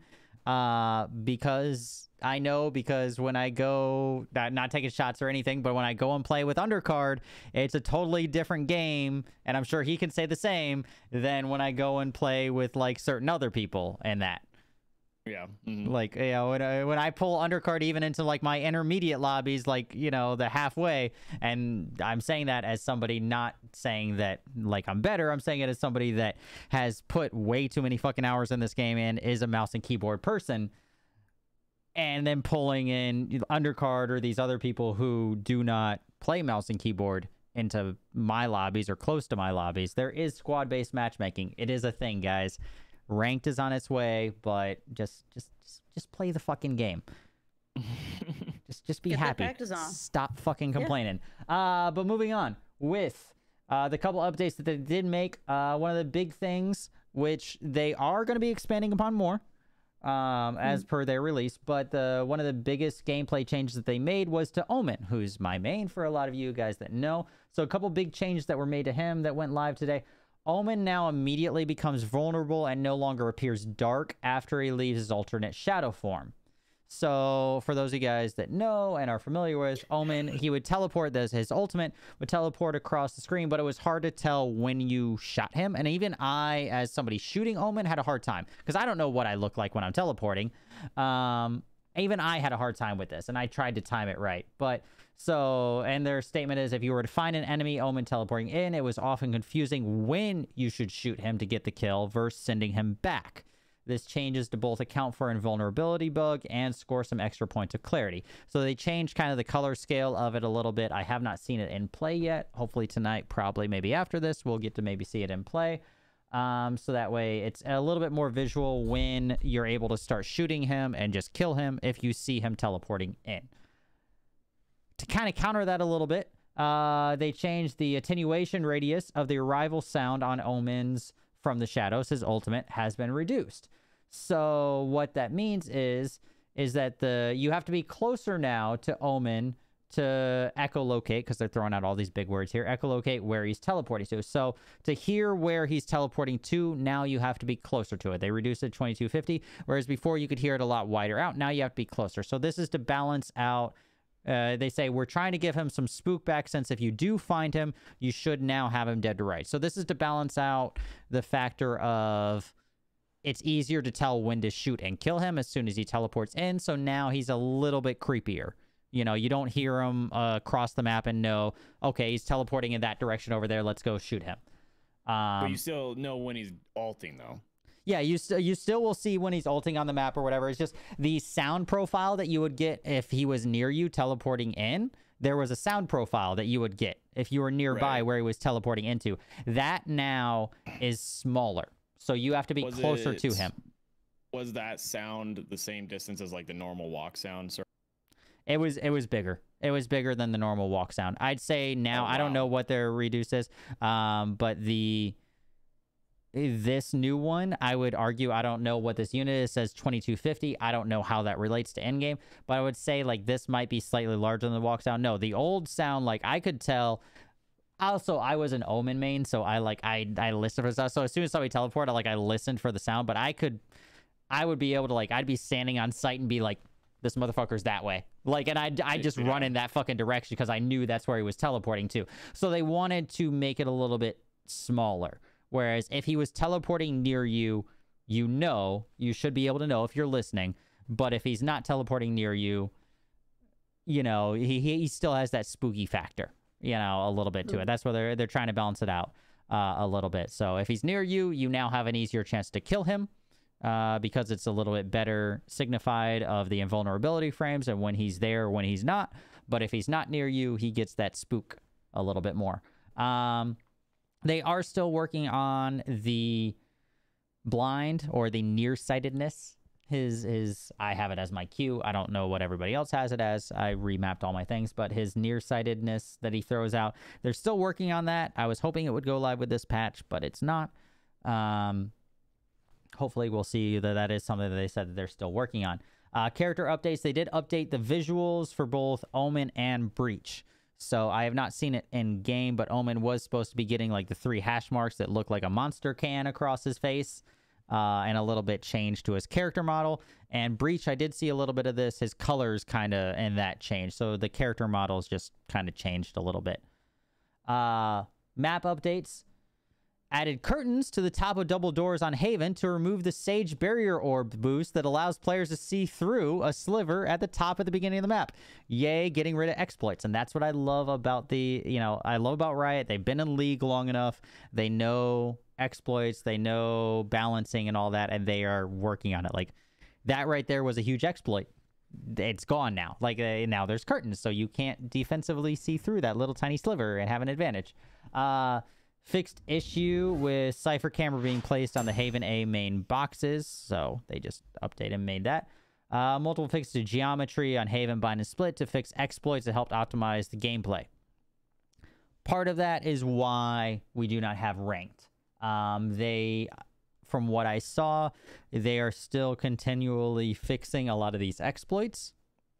And because these are exploits, guys. They're not designed to be a thing.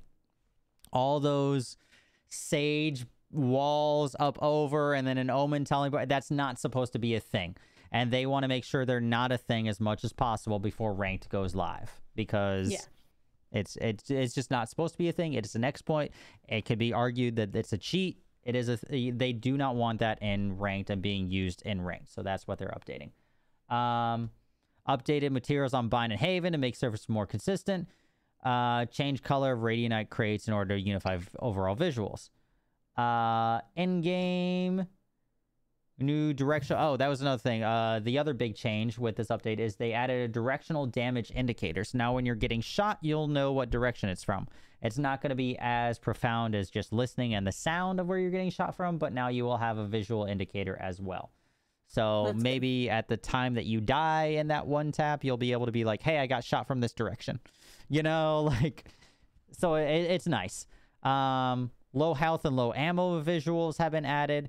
They did remove also the character portrait from the player's minimap icon to better distinguish player icons. So that way they weren't all stacked on top of each other and this and that. So your personal portrait has been removed. You now just have a little arrow. So if it's all like multiple people stacking, it makes it a little easier. I've seen it in play. I was watching some people earlier. It actually does look pretty good. You just have like kind of like a little white arrow, and then if somebody's near you, they stack on top of it because you know where you are. It just makes it a little easier.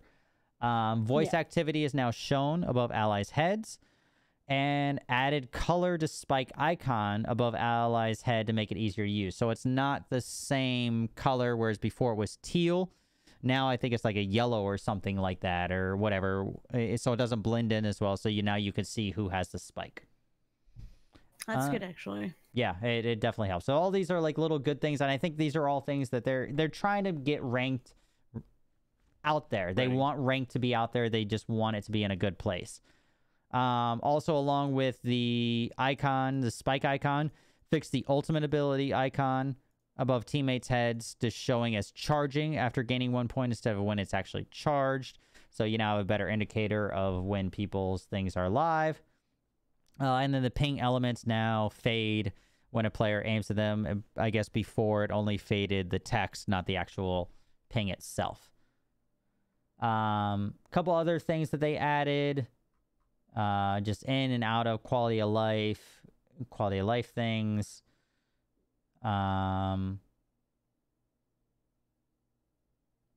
There was something I was just reading through here again. One of the big things that I noticed, they did fix where Cypher, and you guys have heard me bitching about it, they fixed supposedly the Cypher bug with activating his traps. The activation was too wide, and that's what like Pack, you guys who were here playing with me like last week, what Pack was bitching about with the update, how he was getting that whole... He was activating more than one trap at a time. It was because the activation range, it was like too wide and all that, like weird, like looking at it. So they minimalized like how much you had to look at it, or like kind of changed the parameters for looking at it. So that way you didn't activate two traps at once if you're playing Cypher. That's something that they worked on, which I'd had since the beginning. I've always had issues with Cypher. It seems like now they have fixed all of the ones that I had. From what I was reading through, they also fixed texturing and all that with his traps and landing on and things like that as well. That's mentioned as well. And then just random bug fixes and things like that on there is what I see. There's a whole bunch of stuff. If you guys want to read all the notes and all that, I'll link it up in Discord, but that's the highlight of it. All the rest is random little bug fixes for those 10 people that got this random bug that reported it, and you know they're doing this, so a little quality of life, all that other kind of good stuff. So yeah, that's that. Yep. Omen. I'm excited. Omen getting reworks though. I'm so excited. Yeah, I don't mind the rank not coming out right away. I mean, I definitely want it, but I mean, like, I don't want it. I want it to be right. You know, like everything to be pretty solidified before it happens. Yeah, I agree. Because I don't want something to come out with that, and then suddenly an exploit was suddenly like missed, and then people like start complaining, and that's one thing that a lot of other games like do fall victim to. So I'm actually glad they're taking the extra time to focus on this game. Yeah. And I've already heard the complaints earlier, like from a couple friends of mine, like, oh well, they said they're gonna release ranked. Like, no. Like after the being in the formula of like the whole rank thing, like I'd rather they take the time to release it and fix things, so they don't got to deal with it and deal with that then rank come out and then they get and be shitty, and then they do that. Yeah, and it's technically still in fucking beta, people. Like they literally released this not 3 weeks ago. They said they wanted to bring ranked out. They can bring this out. They didn't have to bring ranked out at all. Like, I mean, just this quarantine is not helping the entitled internet, people. It really, really is not at all. And I'm just sitting here looking at it, and I'm just like, they didn't have to bring ranked out at all during this. We could just be enjoying it. And then there's still the people bitching about not getting codes and all that. And I'm just like, it's random. Like, you'll get a code. Like, I just it'll happen, and the game's gonna be free to play, and ranked will be ready when it's fucking ready. Yeah, exactly. Just it'll be ready. Like, let them make I'd rather them take the extra week getting it right. Yes, I want to play ranked too, because god damn it, I want to prove how much better I am than everybody fucking else. Don't get me wrong. Trust me, I am right there with you. But I'd rather it be right. I don't want bullshit ranking out there. I have been a Smite player for years. I know what patch day is like in Smite. It is terrible. It is absolutely terrible. A new season drops, it's fucking terrible. So many bugs, so many whatever. I would much rather have them go live with this and it to just work. And it just works. You know, like a new season drops, just work. It's so nice when that happens. It really is. Coming from a high-res background of like ranked competition games and having the shit just crash and just be buggy, I'm so happy. Like this, but I mean, I think a lot of these people also are coming and playing Valorant. I think a lot of people that are playing Valorant are COD people, or even some of the, you know, there's a decent amount there, probably CSGO people. But a lot of them are just FPS people who have never really been in the pro or even this type of game scene, if that makes sense. And I'm just kind of like, you want ranked because you think ranked is like Apex ranked or, you know, whatever. And that's not what this is going to be, guys. This is going to be like CSGO like has ranked, and guess what? A majority of you people bitching, you're probably going to be bronze tier. Hate to break it to you, but you're the personality that you're just going to get one tapped, and sorry. I just can't wait for all that, you know. Because, you know, those same people are going to be bitching, and they're going to be like, oh, ranked. And they play a couple matches, and then they realize they can't get out of bronze or silver, and then they go back to the fucking pub games. And and then they're going to be talking shit the whole time. Oh, yeah. My favorite are the silver tier people who talk like they know how to play the game, and it's just like... That's why I stopped playing Smite ranked, because I was fucking diamond, and I would go into, like, pub matches or whatever, and I'd be getting talked down to by a silver... like 2, and I'd be like, because I think they know the game. It's just like, no, but wine. I know way too many people like that. Anyways, no, I am looking forward though to the ranked mode. I think I don't think it's going to be a lot of fun. I'm not going to say it's going to be a lot of fun, because it's not.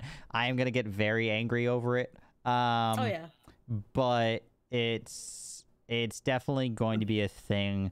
I do really love this game. It's one of those that I still will be a variety streamer, but I definitely think this is something that I will be playing once or twice a week, no matter what other games that I'm playing. Like, it's one of those that I think I'm gonna have to keep in my lineup.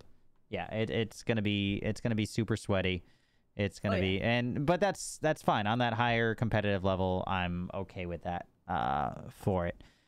It's just there were articles already released about them combating the toxicity, because they even had toxicity towards developers on their team, which I also already want to go, well, you guys also make League. You have to know how fucking toxic communities can get, because fucking MOBA, like, if you want to know what a toxic community is like, go play a fucking MOBA.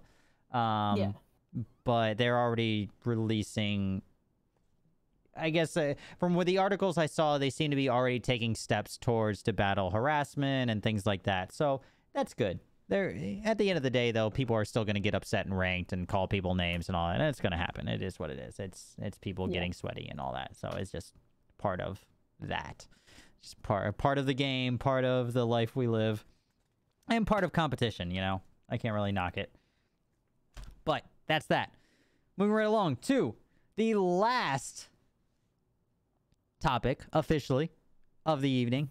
Call of Duty Warzone patch came out as well, or update came out as well, for those of you that still play Warzone, because I don't really that much anymore. I know Undercard still does every once in a while. It's been a while. Like, I haven't played it for, I would say, at least 2-3 weeks. Like, I just, after all the cheating and everything, like, I don't know, I just feel like I could take a break on it and focus more on Apex and Valorant, because Apex I like always will prioritize. I love that game just like very much, but Warzone, super addicting, fun BR. I like it. I enjoy watching other people be really good at it and play it, but it just seems like there's a lot going on right now with that game, because it's like probably one of the #1 BRs played right now, and I just kind of wanted to step away and wait for something like, let it figure out what it wants to do. Talk about like these patches come out and do its thing. Yep. So, and that's a lot of it. So this new update came out on the 28th. I haven't played it. Like I said, I've been staying away because of all the cheaters and all that, especially because I play on PC, so we are more ingrained to find them. So I'd rather play other things. But we did have the patch come out. One of the biggest things from it, like chat was just saying there, is that now there is a new item, one of the new additions. It's called the Armor Satchel, which allows you to carry up to 8 armor plates, which is huge. So many freaking plates. Yeah, it's a huge addition to the game that can vary. My thing is, like, the Armor Satchel, does it count as... like, where do you put it? Do you just pick it up? Like, I didn't find any article. I don't know if chat has played or anybody, either you guys can talk. It's like, just like the self-res. It's just there. You know what I mean? Okay, like, so it's just like, something that you pick up and it's there. Okay, so okay.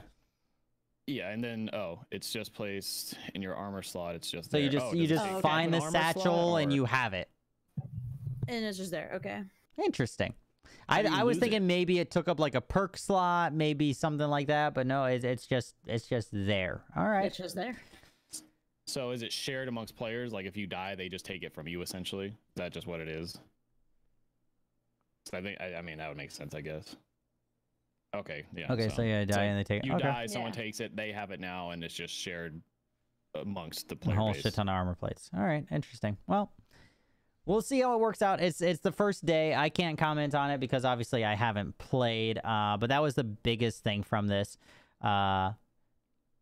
These drops on death. Okay, yeah, I am seeing the patch notes for it. So these drop on death and can be looted by other players. These do not contain any armor plates by default. Only increase the player carry amount. Guaranteed reward upon completing scavenger contracts. So you get these instead of the gas mask now as the scavenger contract. Guaranteed reward. So, fun fact, guys, if you didn't realize that, there you go. You now are guaranteed to get these instead of the gas masks when you complete the scavenger contracts. There you go. Gas masks will remain in loot and purchasable at the buy stations. It is a little nifty for that. I don't know. Like I said, I can't comment. I haven't played as much lately. So we'll see how it plays out to affect the game. One of the other big things that I did see with this update that came out is as well the most wanted, the bounty contracts are getting a rework. And chat, those of you guys that have been playing might be able to comment on this as well. They kind of got flipped inverse. So now if you pick up, as far as my understanding from reading it, if you pick up a bounty contract rather than finding or hunting down a random person, now you are risking yourself as the bounty. You are adding a bounty onto yourself with a reward for surviving it. I'm not sure exactly how it plays out because the patch notes don't go into much detail on how it plays out. Right. But it kind of flipped itself on its head. That's for the most wanted contract section of it. I don't know if anybody's like played that, but yeah, it says, of course, this great risk does come with great rewards.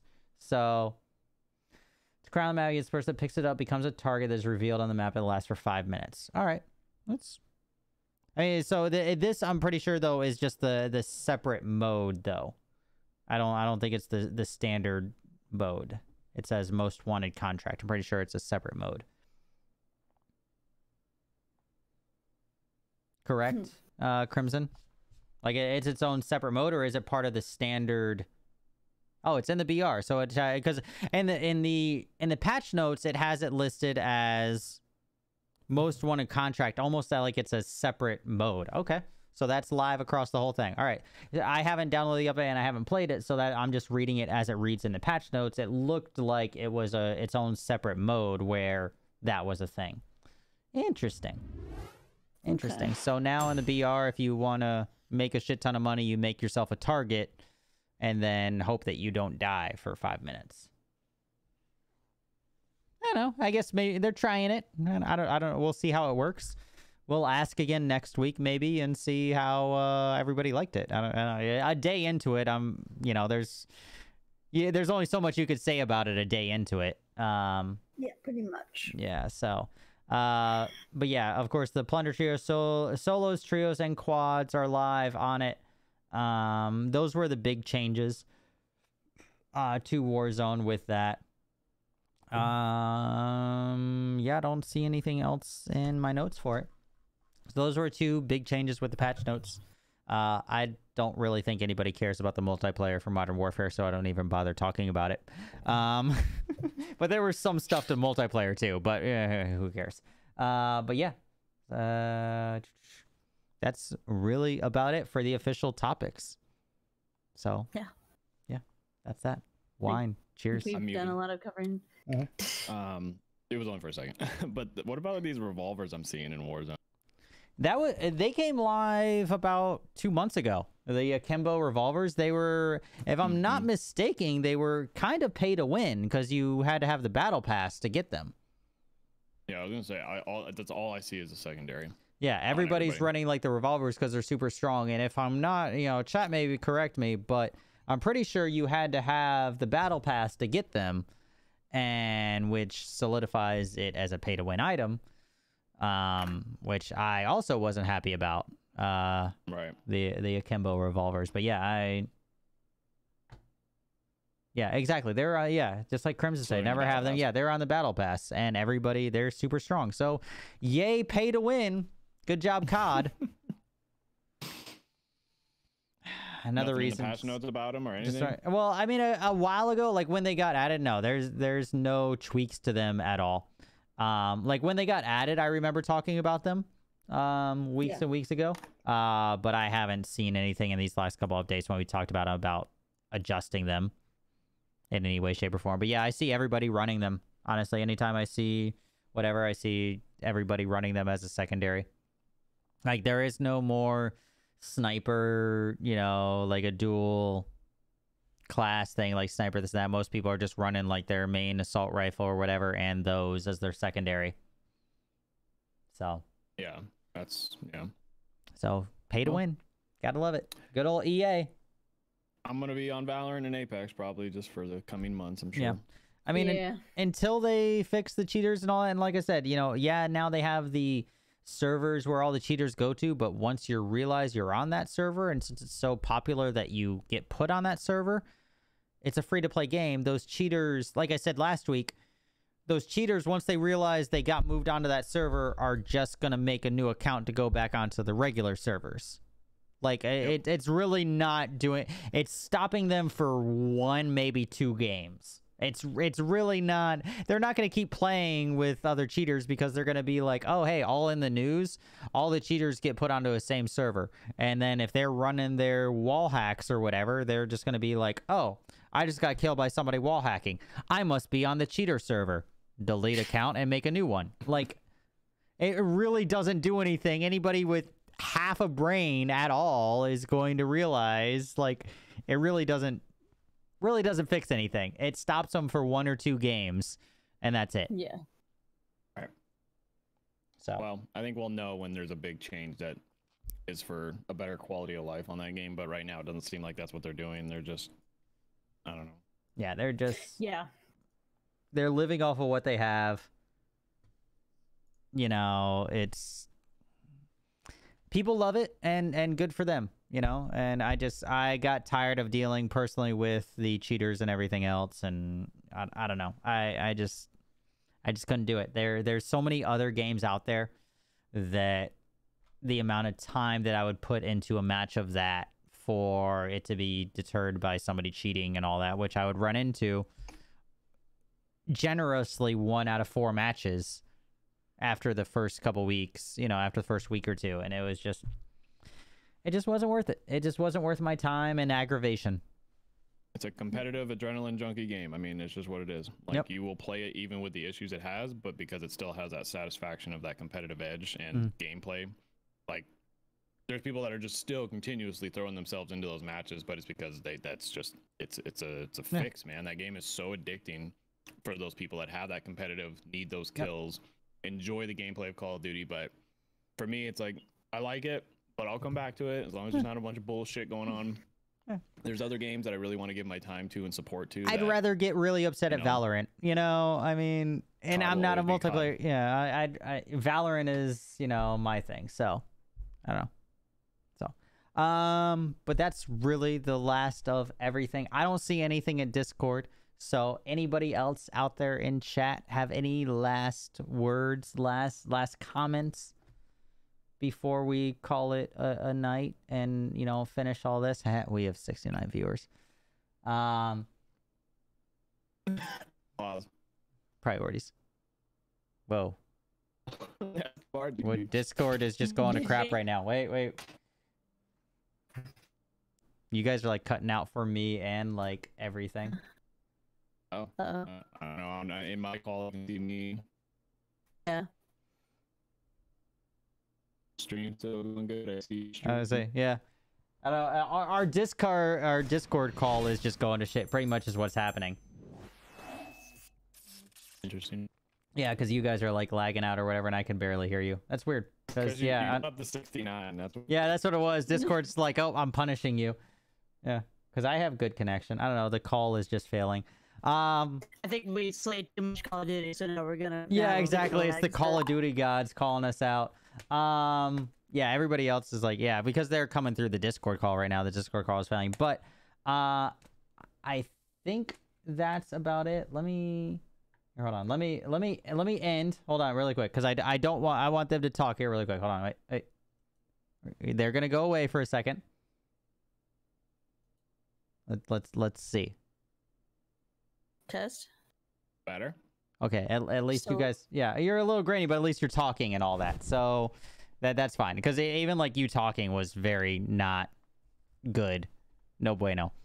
So, anyways, that is it, guys. Officially, I don't see anything in Discord. Chat, speak now or forever hold your peace.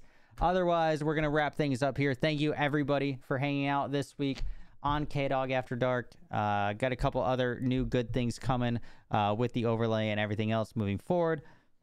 Hope you guys kind of like the start and making things work. We'll be getting that, but a new kind of 3-person transition here as well. Of course, you can find this if you guys want to watch it and all that, and all the other web shows afterwards. You guys see that the YouTube link there, Kdog57 Gaming, has these later, all of these archived as well, and I'll have the link for the podcast here shortly as well for all of these linked. Going right around, of course, Undercard, where can everybody find you out there in the Interland? Undercard 1290 on everything except for Valorant. Except for Valorant, where he is Mr. Undercard on Mr. Valorant. Undercard. Yeah, no 1290 there. He's like, I'm not going to be 1290. I'm going to be Mr. Undercard. Lean days. Yeah, exactly. That's his after hours name. Fee, where can everybody find you? Well, you can find me on my Mixer link, Phoenix_Inferno with a Y. Make sure you have the Y. And then you can also find me one word also on my Twitter, as you can tell below. Bam, right there. Bam, look at the Christmas down below under my Twitter. And you can find me on Facebook, Undead Red as well. You can also find me on Instagram with Vermilion with a Y. If you like, I can spell it like Vermilion, like on Instagram, bam, like that. So, bam. VYR million. Right, VR, yeah. Yeah, VYR million. Vermilion. Wait. Yeah, Does VR million have million. 2 L's normally? Wait. No, that I gave it space, so I had a double L. So Okay, there's yeah. only one. So VYRMILLION. I was like thinking at the top of my head. I was like, wait, I'm telling a million verbally, and I'm like, that's not million though. Yeah. A milli. Yeah, exactly. Yeah, a milli. But yeah, definitely, guys. If you have not, of course, the links have been there all night. Definitely, check out all of these lovely people. Thank you. Yes. I don't know. Is it like the Pokemon City? Like, is it the same spelling? I don't know. There was a Pokemon City. I've never asked that. Vermilion. That was the name of a Pokemon City. Yeah. I think it is. Yeah, but it's In spelled my differently. head, Yeah, it's making me I was like, think wait, I was remembering. Yeah, it's spelled differently. But anyways, I don't see anything else. Any closing remarks from you two at all? No, I'm not asking you two. I'm asking Bono, actually. But anyways, no. Anyway, yeah, it's that. I just last minute dad joke. Undercard. Anything else? I think I'm ready to check out some new patch on Valorant. All right. Yeah. Fee. Anything? Closing remarks. Honestly, I think I'm gonna go get addicted to some Valorant or some Destiny right now. So. All right. Awesome. Well, thank you everybody else out there in chat. Thank you again, podcast people listening to audio and all that who can't see all the funny things that we're doing on camera right now. Of course, come back, check us out again Wednesday nights, 11 p.m. Eastern. We do the web show, every week, and hope to see you guys back there again. This has been Kdog After Dark, Kdog 57 with Undercard and Phoenix. Thank you, love you guys. See you next week. Bye. Bye. Bye.